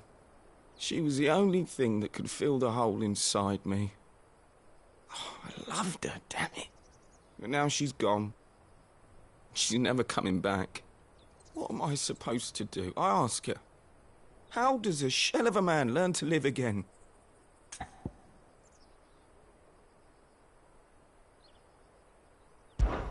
Perhaps you could express yourself in your work. If you miss the Fang, maybe you could recapture it somehow. Recapture it? I'm a baker, not a...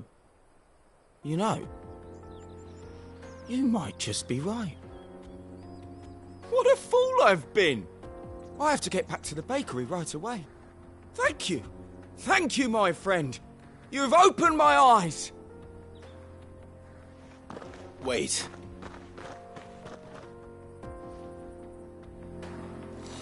Suppose you won't be needing an escort then.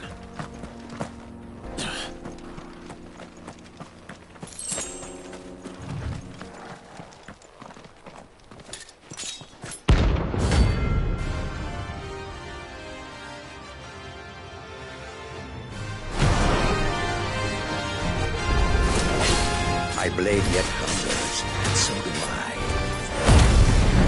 Come, let us feast on your flesh. Your feasting days are over.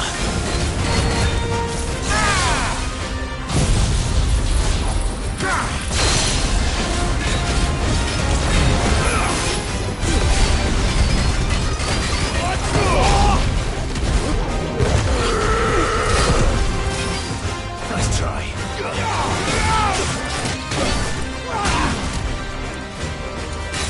Over here!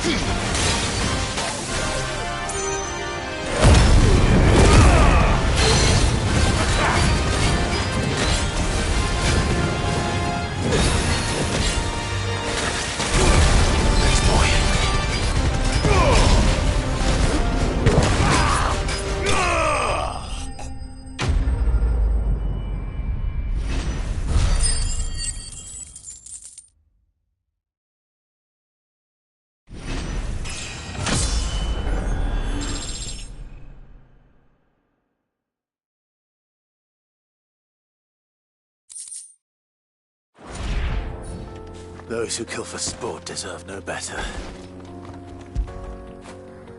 Where would I be without you?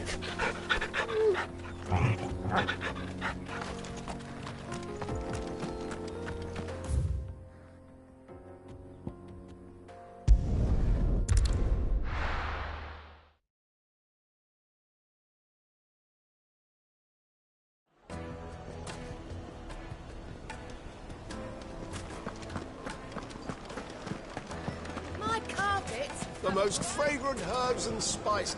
Ah, there you are. The man who lit a fire under my wayward apprentice. Though I worry you might have stoked the flames a little too high. He damn near ran me down trying to get to my oven. Master, it's ready. Behold the Drake's Balm. A truly unique creation. I dare say it is. Just look at it. A perfect likeness of the Fang herself. Her steepled peaks, her fulsome spurs, her inviting hollow.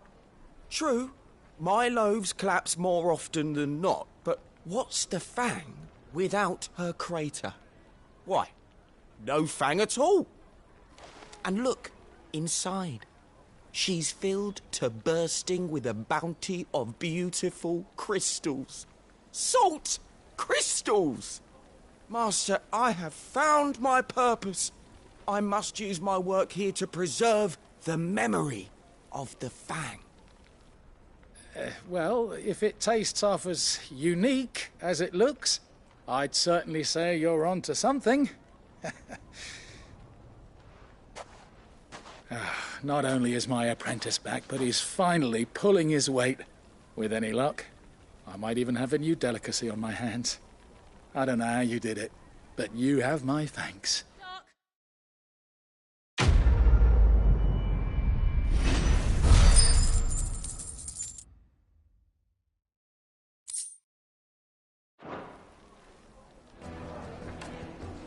Now, Dusan, I know you're keen, but do you have to use the good salt?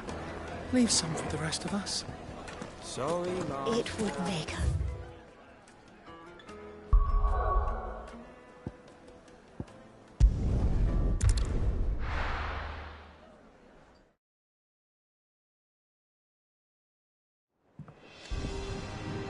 I'm telling you, it's true.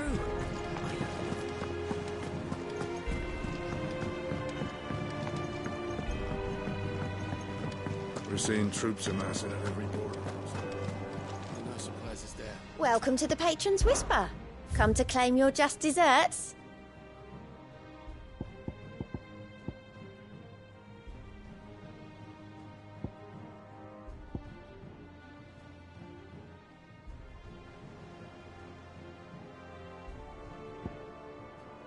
Come again. I may have more for you. I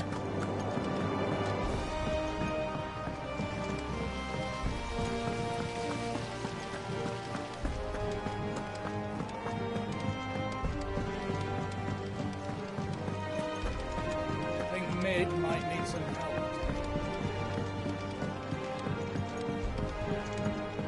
If I don't come up with something soon. All right, Clive? What do you want? I'm going to visit Sid, and I thought you might like to come with me. Sorry, I'm too busy for all that right now. I've got to get this thermal displacement stack sorted. Thermal...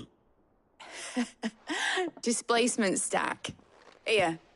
And this is for... Only the fastest, finest ship the world has ever seen. The Enterprise. Me and my dad designed it together.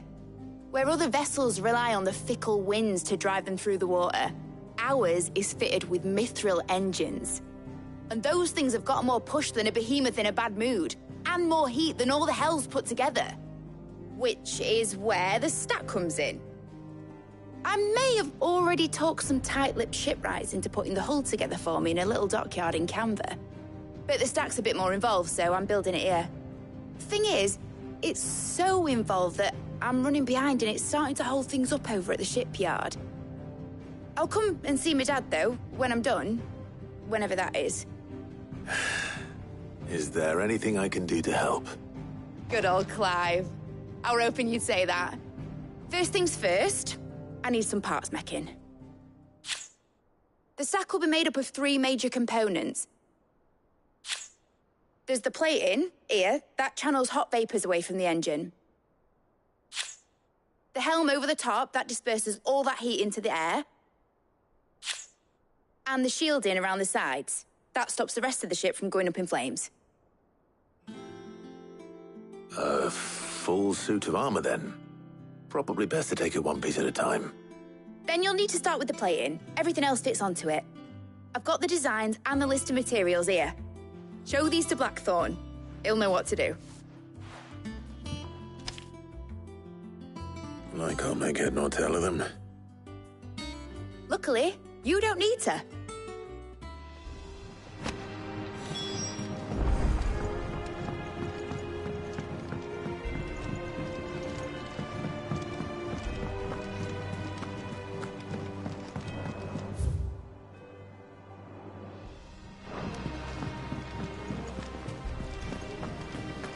Editors started reading books that don't have any pictures in.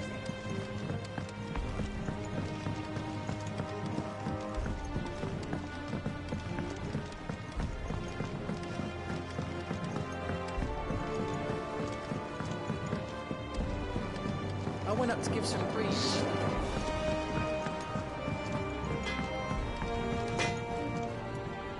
Blackthorn, can I ask a favor? Out with it.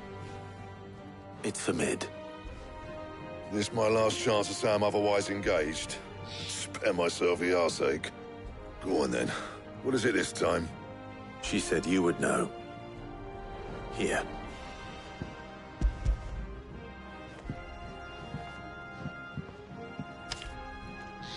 Krieger's Teats. Well, I don't know what the hell you'd want this for, but I can make it. Won't be easy, though. And I'll need help. Get Gavin-Otto in here, will you? All right.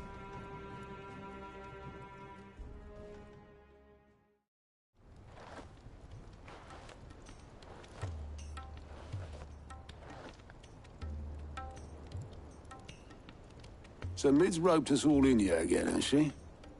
Typical. Still, if that's what it takes to get her to visit Sid's grave, I'll do what I can. And, what is it we need to do, exactly? Take a look at this. It's this plating. The usual sword-grade steel won't work. We need something that can get very hot, very fast, and still keep its shape. That means an alloy. Something that won't break or buckle at the temperatures she's talking about. Which is where you lot come in. I need materials, and I've got my work cut out already. You'll have to fetch them. Now, there's a special kind of sand I'm after that you can only find out in the Velcroy. Stardust, they call it. As for the rest of the stuff, my usual supply should have it in stock. It just needs buying and bringing back here. Well, we'll get it done quicker if we split up. One of us should probably give you an hand coating the sand. And the other can go and get the rest from this supplier. Right then. Well, make your minds up who's going where, we can get this over with.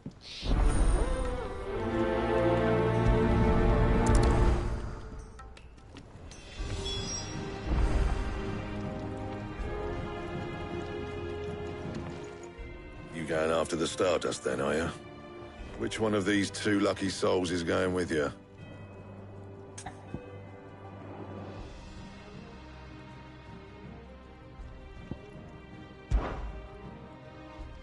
Gav, you're with me.